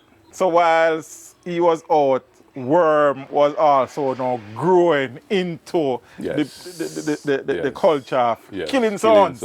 Yes. Mad thing. Yeah, man, guys. And I would say, what I do, I try to play and make things flow. So the pressure is not on that MC who I'm working with, other than Squingy. To be like, try to be like Squingy or try to cover like Squingy, because it's not that easy shoes to fill, you know what I mean? But them can do them thing to their capacity. Yes. I think he got back really sick in 2008. And then eventually, unfortunately, he passed in 2009. Yeah. Before we even talk about the impact that it had on the team and the sound, you know, what was the last, you know, like conversation that you had with Sir Bennett? Well, he called me 2 weeks before he decided to go overseas. Yeah, and you know, basically to tell me that, boy, I'm going to make a move because, you know, he's going to go where he can get. He felt he will get better health care and everything. So, you know, him just basically was showing me, giving me the rundown of the situation. I said, well, you have to do what you have to do because you still have to look out for yourself. You know what I mean? So, yeah, 2 weeks before him leave, and then a little after him leave, is like, it coming like when him leave, he went downhill to me, you know? Yeah. But, you know, that's how sickness is. You don't have no time frame of when it's going to get serious or not, you know? And then maybe he wasn't having the support that he was having there, as in, you know? Well, I don't know, you know, I think it's just what I call destiny. It's, you know, maybe him did know, say, boy, he probably felt it within himself that he was going down. You know what I mean? And didn't want to be in a hospital in Jamaica. Right. You get what I'm saying? So, well, whichever way, that was a sad day for the music. Not only locally but internationally, because Squingy is a worldwide figured name, you understand? Now, apart from the sadness of losing one of the greatest selectors of all time, there was a situation now where, people would have, a lot of Bass Odyssey fans would have become Bass Odyssey fans because of Mark and Squingy. It was now Mark, then you had Worm and Dillingy and the rest of the team. What was it like in the early days after Squingy passing as it relates to, the mood and the vibe around the sound and these things? It was a somber mood in that, we never feel good, but in the same time, we know that the work had to go on. You know what I mean? We know he would have wanted the work to go on. So even though we were not feeling 100% ourselves, when we go out there, we still had to try to put out that 100%. You know what I mean? To keep things going. And plus, the fact that he was so loved and known, not only worldwide, locally also, that when we went out and played, we would have gotten what you'd call sympathy from the crowd based off of the whole situation and everything, because, they felt it just like how we were feeling it. You know what I mean? So, but we just go out and just do what we have to do. You see, especially with me, I can only speak for myself. No matter what a situation is, say for example, there's any little problem, any little thing, the moment me start playing music, that's put aside. You get what I'm saying? So even though you go there Music not feeling, you go there, you start playing music, it's like it just keep that mood there. When it finished now, you go back and deal with what you have to deal with. Yeah. So that's just it. Was it 2008 UK Cup Clash the last time Yannin played? Yeah. Yeah. Yeah, man. Yeah. That's it. And, it has been, speaking with Father Keith and Worm and Dillingy, it was stated that you were the person who kind of galvanized the team and, motivated and encouraged everybody to, let's go. Yeah, well, that's I'm telling you. It's like we know that it's a sad situation, a sad moment, but life still goes on. So we are in the business of entertainment. You understand? It's like we don't know, so he was going to die. Right. We never planned for him to die. So, the sound was already booked to do all kind of different events. So we have to honor the dates just the same. And we have to honor it like how we are supposed to. We can't just go there and say, boy, we don't feel no vibes to play tonight. No, we have to go and represent the right way. Yeah. So we just did what we have to do. You know what I mean? And as we say, once you start playing the music, then it puts you in that state of vibes where, it takes away the sadness then for the time being, Yeah, I have gone on camera on a number of occasions and I've said this, without fear of being contradicted, that so while Father Keith is the owner, the founder, the institution, is very critical there. Tina One was a person who kind of helped to establish the sound in the early years. Definitely. Squingy was the face of the sound, the voice of the sound for a long time. But for me, the most important cog in the wheel for a long time was DJ Mark, and let me tell you why. One, you took responsibility for building one of the greatest dub catalogs in the world over a period of time. Yeah? You were the person behind whichever mic man was there, a kill sound. Whosoever it was. We know that this Squingy Mark chemistry kind of different and has, a reputation of being different. But whosoever it was there, when Squingy passed, you were the one who get the thing together and keep on working. Not only that, you were the one who started taking Damien to the studio to kind of learn the ropes, to cut the dubs and all of them something there. So for me, and I've said this publicly before, that for me, the most important cog in the Bass Odyssey wheel down the years is DJ Mark. Enough respect for that, and I'm humbled by that and everything. You see, the difference with me is that I just love music. So I'm not doing the music to get self-fame. You understand? I'm doing it because I love it. And you know, whoever can benefit off of what I'm doing. That's so it's great. always- This come, Father, man. Well, You see, when you do something because you love it and not necessarily for any glory, no man. that is how great this come. Yeah, man. The shortest way to glory that you do. Me not do the thing. Me not do it for glory, man. So Yeah, man. I do it. There's a passion. You see, all right. Over the years, my wife, right, she has been with me every step of the way. Meaning that from me I play Echo Stone. A long time that you do. Yeah, this year make 34 years married, man. Right? Yeah, man. This year make 34 years. She has been there with me. She knows every step of the way that I've been through with the different category of music, playing different sound systems, everything. Right? And one of the things that she knows the most is when we're preparing for a clash. Because when I'm preparing for a clash, you know, and I decide that I'm gonna use certain rhythms, gonna bring back certain rhythms, certain things. I sit down in my house or in my room with her and me I play and me I DJ the song like I'm me the DJ Or and you me want change the it to lyrics be and everything. So when the product is dealt with where we go to the studio and voice it, it's same place in my bedroom. We You mix the gonna play dubs them. So she know the you whole are I the dub one them before. mixing them down. Yeah man, everything. Every mix where you hear go and me mix them and me do everything, man. You understand? So she knows and hears the final product before Everybody. anybody else. She knows the sound I got dead, Yeah, man. man, she know. So when she comes to the clash, especially like she would have got like the world clash that before this and everything. When she hear me drop here, she knows. All right, yeah, man, we know how this is true. I'm gonna do. Yeah, cause she know the whole, you know. And as me say, it's just because of the passion. It's not a case where me I do it for say, yeah man, DJ Mark, I got some wicked done. No. What I'm doing is not for DJ Mark, I'm doing it for the sound. Because the sound, everybody around the sound is going to get the benefit of what I am doing.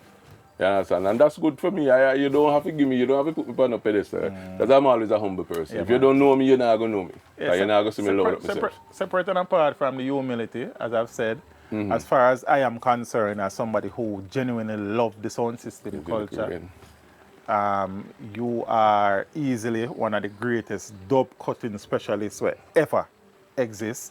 The relationship that you and Squingy had, and the thing that amazes me is that it's not just you and Squingy. Anybody around the sound, you're there, and all that you did for keep the thing going in the most challenging of time. Greatness, man. Yeah, man. As Mr. We never whisper when we say that. You understand? And it's just what it is.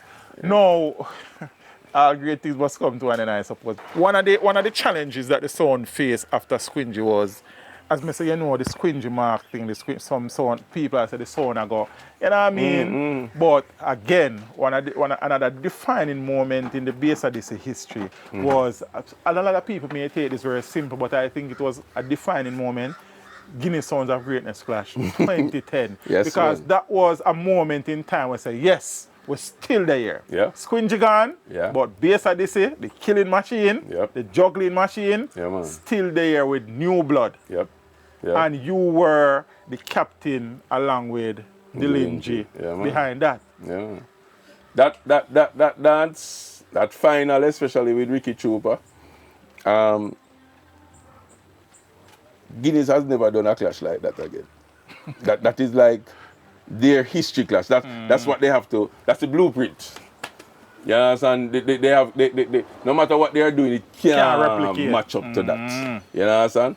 That clash was a clash where serious preparation went on for that clash. I don't know. It's like once I go into what you call a clash mode, you know. When I go into a clash mode, it drives me to even come up with ideas that we wouldn't even think of on a regular basis. You know what I mean? And believe me that me say, boy, it was just so ironic that Trooper was Gaza. Right? From the 2006 World Clash, before this honor, we and Cartel never really a link like that Yeah. again because of the sell All what the him thing sell go on. basically. Yeah, man. Come here, worm talk about Yeah, it. man. So now Trooper is Gaza. And of course, we are always alliance, you know, Right. and everything. So me link up with the alliance and say, yeah, me know, me have to have some different things for attacking. You understand? And believe me, say some ideas just kept coming in, and me just attack it. And you know the funny thing about it? Bounty Killer and Movada did not voice until the afternoon of the clash. Oh, yeah? Yeah, come here, I'll cuss them and go and body. Me I tell the truth, man. Come here, I say, yo, imagine say me I say alliance and when we do anything, But I be a no, go around. right, Everything good, man. See something say, see something call them, I tell you, I'm way to kids killer call me, I say, what you say what? And then my father call me, I say, yeah, man, I reach our studio by 6 o'clock. All right, fine. When we reached Kingston and voiced the songs, while everybody was getting ready, because we stay around our guest house. While everybody was getting ready, I was around my laptop, mixing, putting the songs together. I was the last person to basically be there and get ready to figure out the thing because I had to put everything together. And believe me, man, when we go there with a vengeance because Trooper did disrespect Squingy at an event and everything, and it's like, you know, they use the term, say, your blood a boil. So, like, from a reach, say, Oh, my blood me in my just, eye, me man. just, if a man will look what you clutch, you realize, say, I wasn't laughing. Just be a gun finger. Yeah, man, I wasn't laughing, none at all. Yeah, man. what, for true. You know what I mean? You didn't have the advice at night. I watched my clash last night. Yeah, man. Yeah, you didn't have the advice at night. Me never played none at all, man. Everything was on point. You know what I mean? And trust me, the songs that I know me prepare, them work. Yeah, man, because all the collab them with Killer and Busy and Yeah, Mopad man, and yeah, man, and Bounty, Cocoa Right, yeah, right. Man, everything, man. Everything. I think that's one of the worst beating Trooper ever get, man. Very, right true, man. Yeah, man. Right true. Him talking, you know. Come here and him a friend like that. Yeah. That's a different. You see, this is what I will commend the selectors from my era, the Trooper, the Panther, the Mataran. You see, the whole of we, no matter how we back and forth and you tell who to do and whatever, it was never personal. It was a sport. It was a sport. So now the whole of we are friends here, and we and you know what I mean. Even up to Friday gone, we played at a sound fest where me and Trooper sound was beside each other. Chilani. Yeah, you know what I mean, and it's But the one come down here whenever work out. yeah, man. Yeah, Well, man. Nice, man. event, Be a big soul in the island, yeah, man. man. Yeah, man. Nice event, man. Was that the last clash you played before you left the based song? on it? Yeah. I think we did.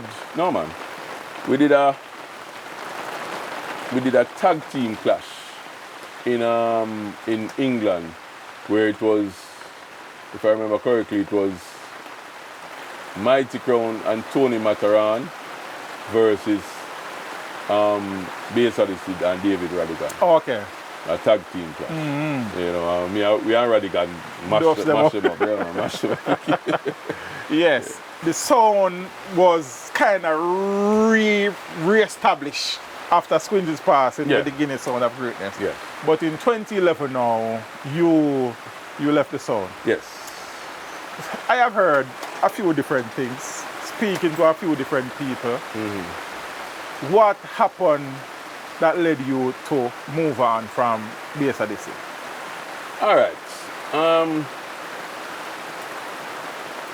Coming up over the years, I had said within myself, along with my wife and my family, my kids and everything, to say I didn't really see myself playing Bass Odyssey after 40, after I turned 40. It's like me, I said, boy, I want to move on, because the reality of the situation, the reality of life is that sound business, as nice as it is, there's no pension behind it. So if you don't set your own foundation, you might be in trouble.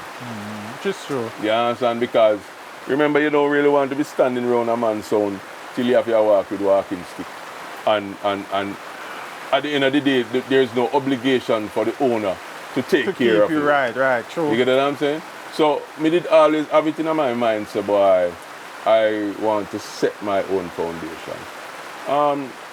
Mark, there were several things that would expedite or speed up the process based off of what you know, we never like what was going on or whatever. But the difference with me is that I'm a person who don't, certain things that happen, me just make it stay where it is. Yeah. I don't publicize certain things because I don't want people to think that, you know, me trying to belittle or bring down or whatever. So me no disclose. I respect that, man. I respect that. Because whether or not, it's not going to change what happened. You know what I mean? But differently, there are things that happen that would have escalated or sped up the process. Expedited. Yeah, you know what I mean? So I was in England in 2000, in August, late August 2011. And Dillinji was there, and I tell him, say, yo, when you go back down, you have to go take over everything. Yeah. But I don't think he take me serious neither. I wouldn't take it serious. Yeah, understand? I said, no, man, I have to do my own thing, man. And because he was involved with the sound, me basically did show him certain little vibes. Right. And everything. And I say, I have to do what I have to do, because I have to set my own foundation. You get what I say? So, when I come back to Jamaica, I just do what I have to do. You know what I mean? Because at the end of the day, I still have to think about me and my family. Yes. You get what I'm saying? It's all well and good.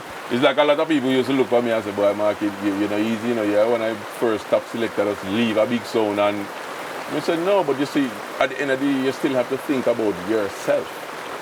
You understand? You have to think about yourself. You can't be pleasing people and making things good for people, and then you're not sure what's going to happen with you down the line. You know what I mean? It was nearly 16 years of service. It's not like me do 2 years and decide to I'm going to run off or whatever and do my own thing. 16 years, I think I paid my dues.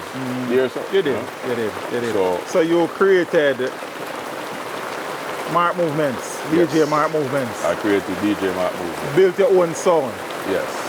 Nice, started off very small. I can imagine. I never even envisioned reaching this size, because it was some monitor boxes that I started. Yeah. You didn't even envision having a truck full of No. sound. Because as I say, I started with some monitor boxes and started out by myself, you know, just going and playing and doing things off of my own.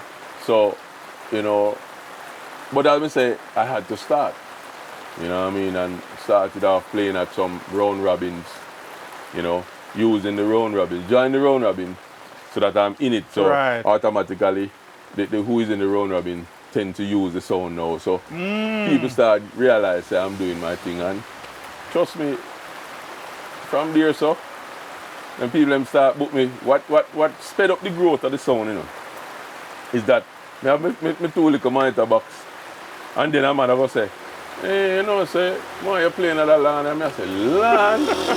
Yeah, man, you're wicked to me, you know, man. So I have to go build box now and get some things, you know what I mean? And that is just so, and some do it and upgrade, then put me in a bigger thing, bigger event, bigger thing, one me play the sound. And that's how it just, you know? Yeah. And as I say, I have been blessed with a proper crew in terms of a team that is putting in the work. In the get-go, in the initial stages, I used to play the sound. When I reach a stage now where I don't play it no more. You know what I mean? I play in at the earlies, warm up the party, and then, you know, with the selectors. Now you have Darker Shade, Zalat, Breeder General, yes, DJ Award, yes, and Nas British. Yes. You know, Nas British is no longer a part, you know, but so you have Darker Shade, Zada. Those are excellent MCs. Excellent MCs. You know, I have the utmost confidence in both of them, you know, in delivering when they are working. And of course, the two mixers or selectors would have been Breeder and Howard Okay. have them great style too. So, you know, them do them thing and, you know, we give thanks for how things has been going. It's one physical sound? Yes. Okay. I used to have 2 systems, but what happened is that I can't be 2 places, and then I didn't have a person to at the time monitor the other one the right way. So it's like it wasn't being run properly. You know, you're getting damages unnecessarily. And all them things. So I just say, you know what, it makes no sense. So we just do everything one system. One system. Yeah. You know, and you know, I sit down here as a listener. So I am in the process of building a sound system. And just like you, I start out with some monitor. But I don't really place them. I look a brother play. You understand and thing. But loving the music, and I think it's an important part of the music.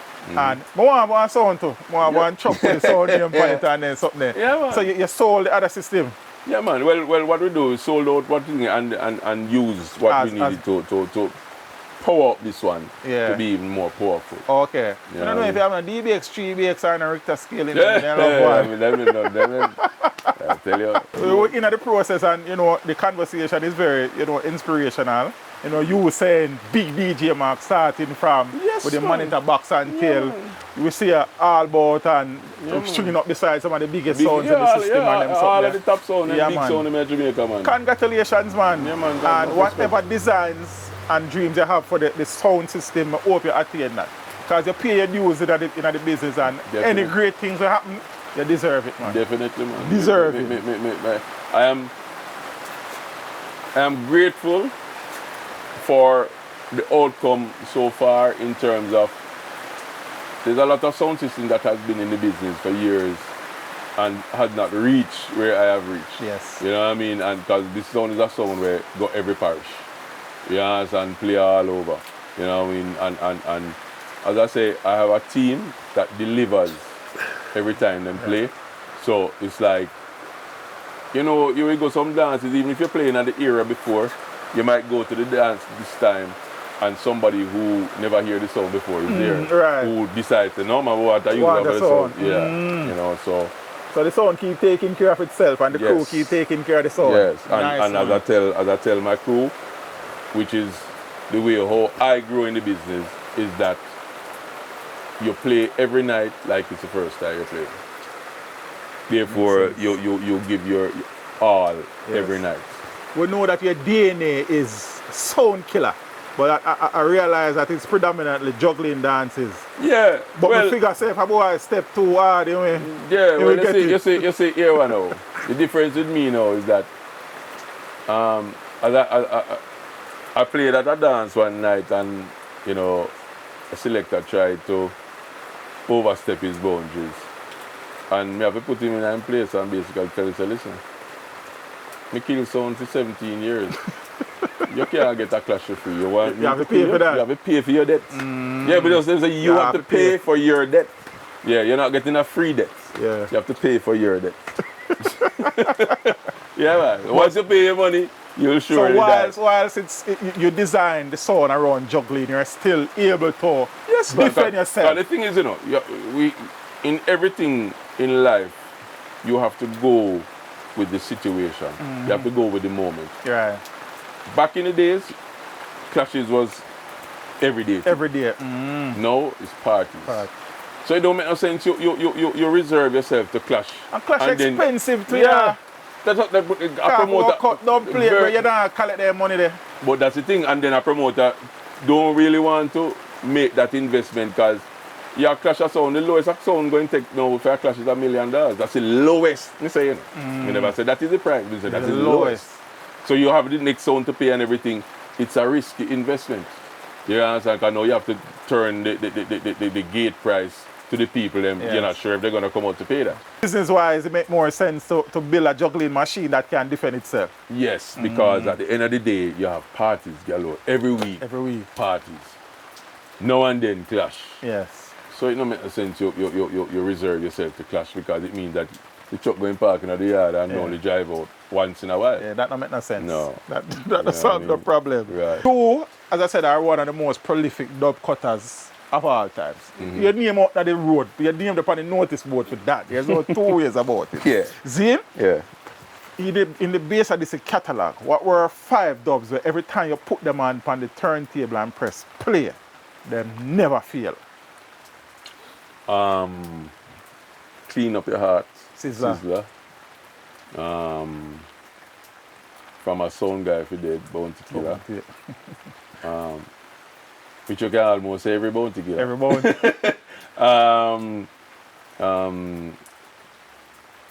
Of course the Berry Salmon. Many have tried. Yeah. DC. You have Buju Banton. Or the anthem, or Yes. different from the anthem. Well, the anthem is you can't go around the Yeah. anthem. I think Boom Bye Bye is a serious dub. Yeah. So the new anthem is we call it the modern day. Modern day anthem. Because you don't really find an anthem bigger than that as a new. Right, which song. is true, which is You true, get which is what I'm true. And you were the one who went to voice have him it. record that. Yes. When I went to the studio, Charlie Black wrote the song, gave me the lyrics. Yeah. And so boy, you know, find a rhythm for it. So when we come up with the rhythm and we go to the studio, we go to the studio. It's like we go to Butcher and say, you know, we have a song here we want you to deal with it. Yo, me no DJ nobody lyrics. Yeah, and it's like he was reluctant, Yes. but he took the paper. And he said, which rhythm I use? And the engineer started playing the rhythm and see man, bounce and alright. And me only hear him say, alright, ready? And him go around the voicing room and the man did the song one take. One go. Remember I said, I read somebody's right. lyrics in it. Right. And he did it in one go. That song, that anthem where you hear was done in one take. And when he finished the lyrics, he dropped the paper on the ground. If you ever hear them play it right to the end, it say that part was for them, now that part are for we. We left the country and we touched the city. Yes, and them start coming into Kingston. Naturally. I thought about we drive on the ferry and we buy a record down at halfway tree. And you get what I'm saying? So it's like him just start do a little section for Kingston and it, you know. And trust me, modern day anthem, man. Mad. We work to get that anthem accepted, you know. Yeah, because I know that the first couple of times. No, everybody like, I want them to play. But no. Big tune, man. Yes, Big man. tune. Yeah, Big tune. Yeah, and as I was speaking to, when I spoke to her about it, you know, I was thinking that maybe it's how it was, because it was new. One, I never really, Squingy was the person pushing it, because Squingy was sick at the time. I think that it was being introduced, because I think we're going to lose quite a couple of clashes in them time. We're going to lose because of Bermuda and clash at New York. Yeah, and Canada as well. Yes. Right? So there was a few little things that were working against it. So I was thinking probably it was because of probably how it was being intro at the time, plus it was new, plus it wasn't Squingy. So I think it's a number of things we kind of come together for kind of... I think the people started to accept it when they realized the uniqueness of it. Yes, and this is actually... This is not even a dub play, this is actually a special because nobody can have it. Nobody can have it. You understand? Nobody can decide that they want it if it go talk about Clarendon or talk about America or whatever. You get what I'm saying? Because no, that would be a blatant, because Buju himself wouldn't even do it. Because he would have known, say, no man, leave that alone. Back in the days, in the peak, which selector sound you enjoyed played against the most, clashing, you know, when them time they come through, you like the energy and the vibe there. Panther, man. Panther? Yeah. Why? Because he's a comedian. No, Panther, we have Panther will be clashing, right? Yeah. And even though he's disrespected, we laugh. Because he is just a comedian. He's just a natural entertainer. Just a natural entertainer. Yeah? Yeah. Which sound our selector gave you and the team the most problems back in the days? Mighty Crown, man. Sammy and Simon. Mighty Crown. Because they are unpredictable. Right. Because money is not, there's no limit to their money. Yeah, so it's like when you hear him say, this is such and such, you have to say, yes. Okay. But you see, what I used to do which is just what you call an intimidatory factor. What I used to do is that then we play a song and a bossy place, you know. And then we look around, somebody will look around for me like if I say, you see that? And I say, hurry up and don't play. Let me kill you. So it's like psychology. Yeah. In our head. So why that not shake him? That this not shake him. Me not have nothing, but me know me just get in your skin. You get what I'm saying? Yeah, why? Me know me not have nothing to match that. But me know say what me said to you will make you wonder if should I play the next one? Because it look like him have like him have something for. Yeah, man. Yes. I understand the business is just class business. It's just psychology. Yeah. So you played a few sounds before the bass of this, but bass of this is the premier machine that you played on. Is there another sound, having heard them play, knowing them catalog, you think say, no say, I think we can excel playing this sound as well?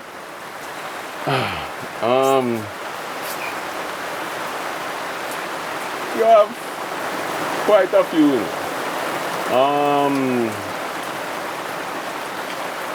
Well, Cataract. Cataract?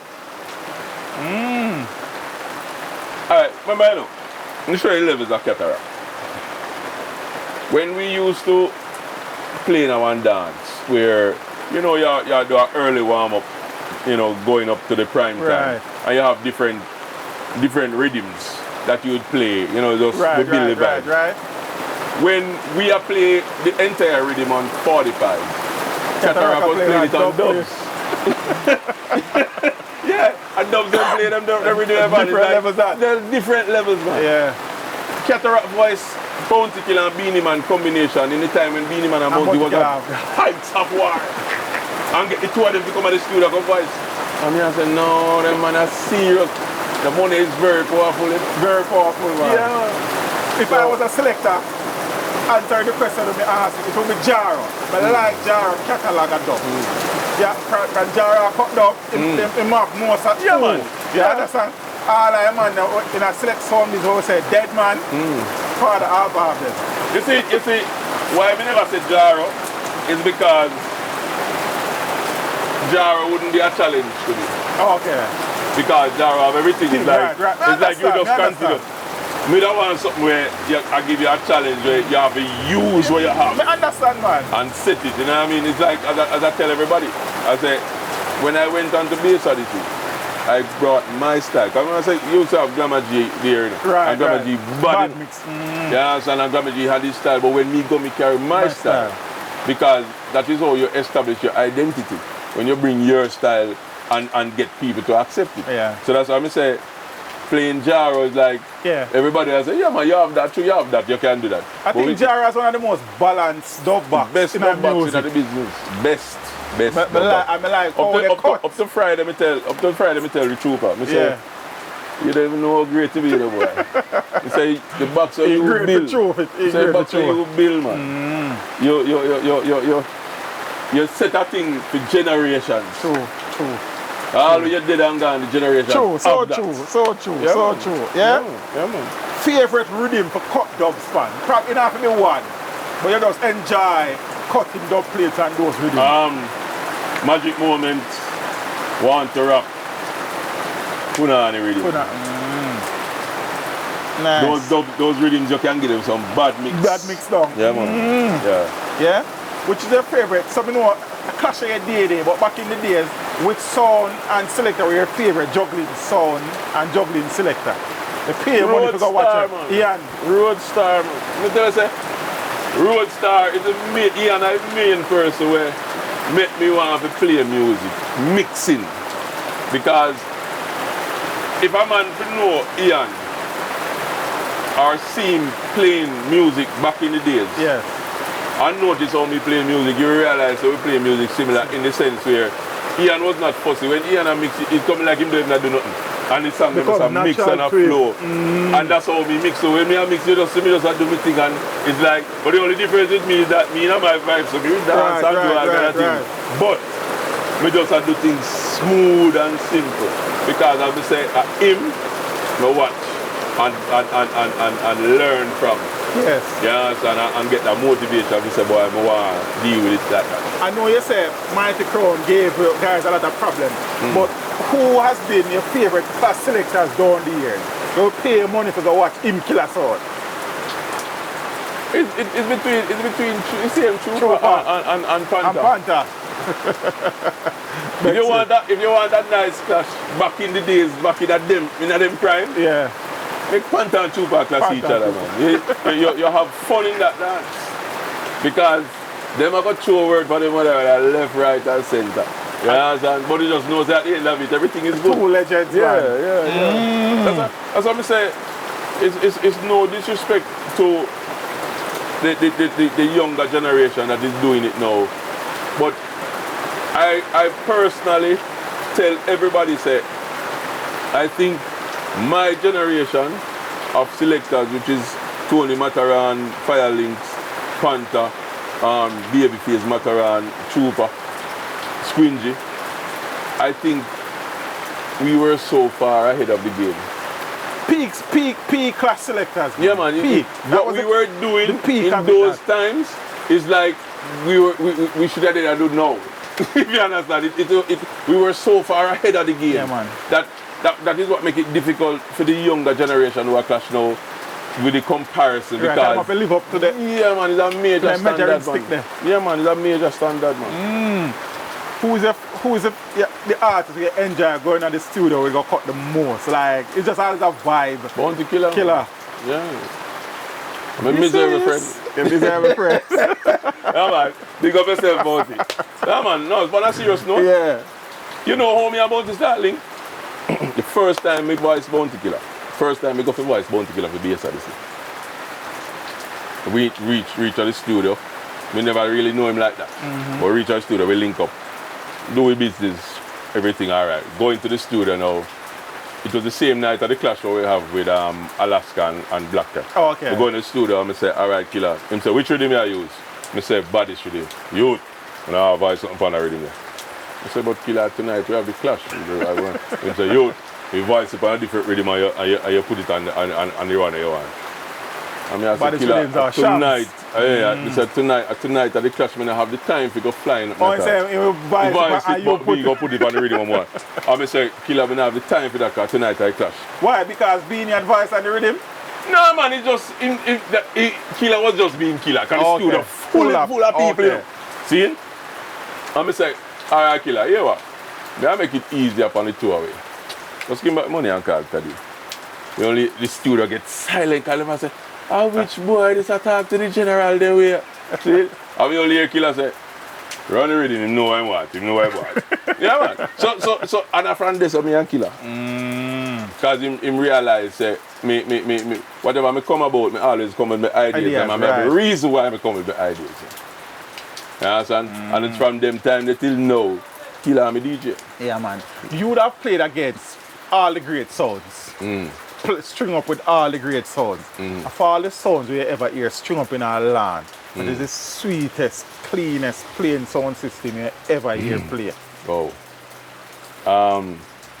Well, back in the days, me have a Stone Love always had that standard.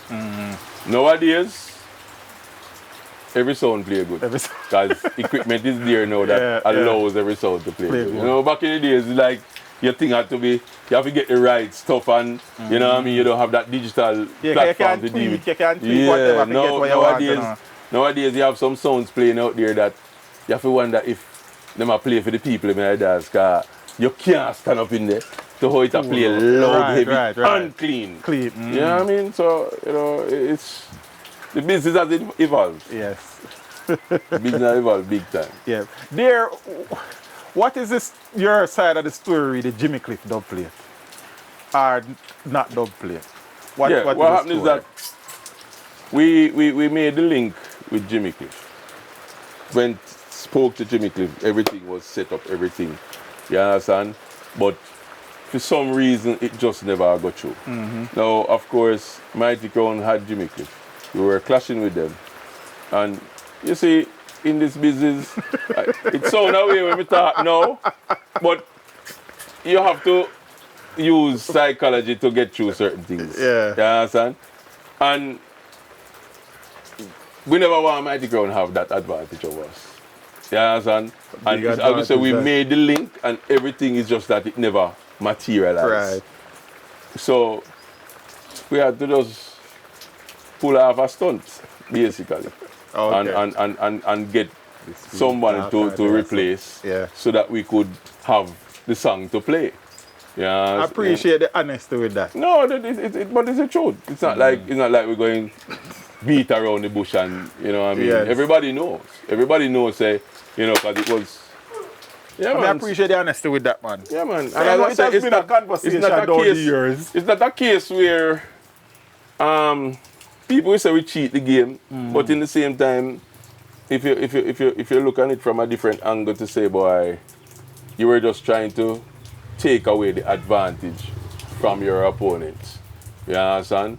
And you know, that's just how it goes. Understand. As it relates to, finally, you have started keeping an anniversary event Yes. and this is your 14th year. Yeah, anniversary. Can you imagine, man?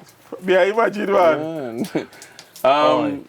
You see, we did take a break off of the dance business. Because I used to keep some hold of a big dance. Okay. I am the only person that I brought Vibes Cartel to Charlton, to Alexandria, you understand? And I was keeping dances with my song, with Stone Love, Brother Hype, all different songs, but, the business got so congested in terms of every single day party I keep, everything is like, I just took a break from it for probably about 7 years. Oh. And last year is the first year I started back this. Okay. Yeah, I mean, and I started it with the concept to say that, in a sense, it's a give back where the liquor price is not much different from the wholesale price. Okay. You understand? Me give away $10,000 every hour.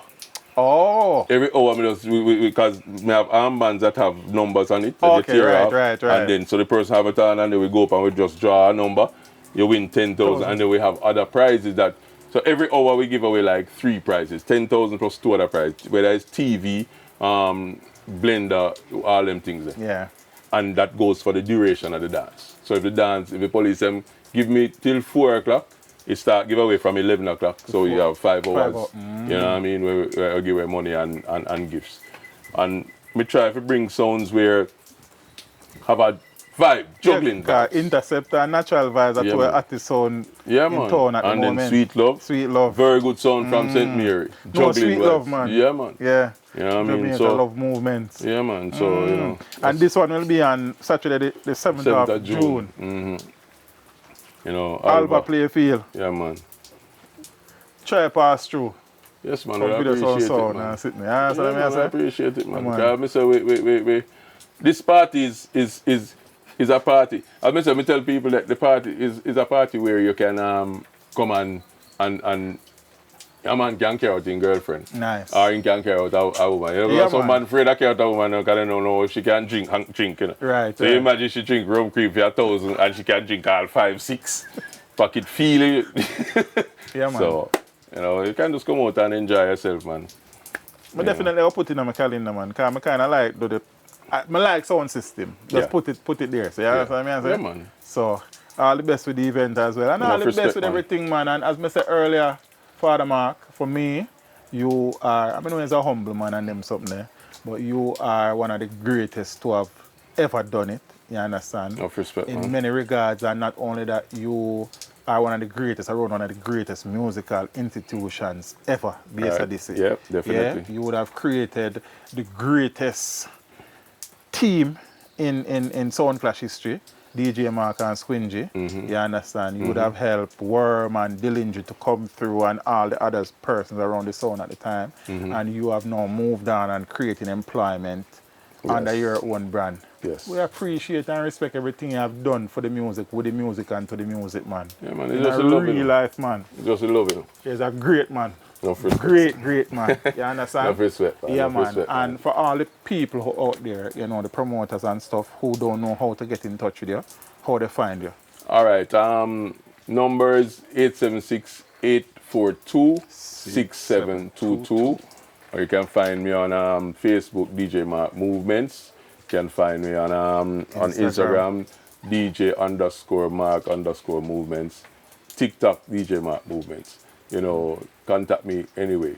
You know what I mean? Email bestoftem, bestoftem @gmail.com. You know, so, and I say, you know, we're versatile to play at whatever event it requires, you know, and whether raw dancehall or clean dancehall.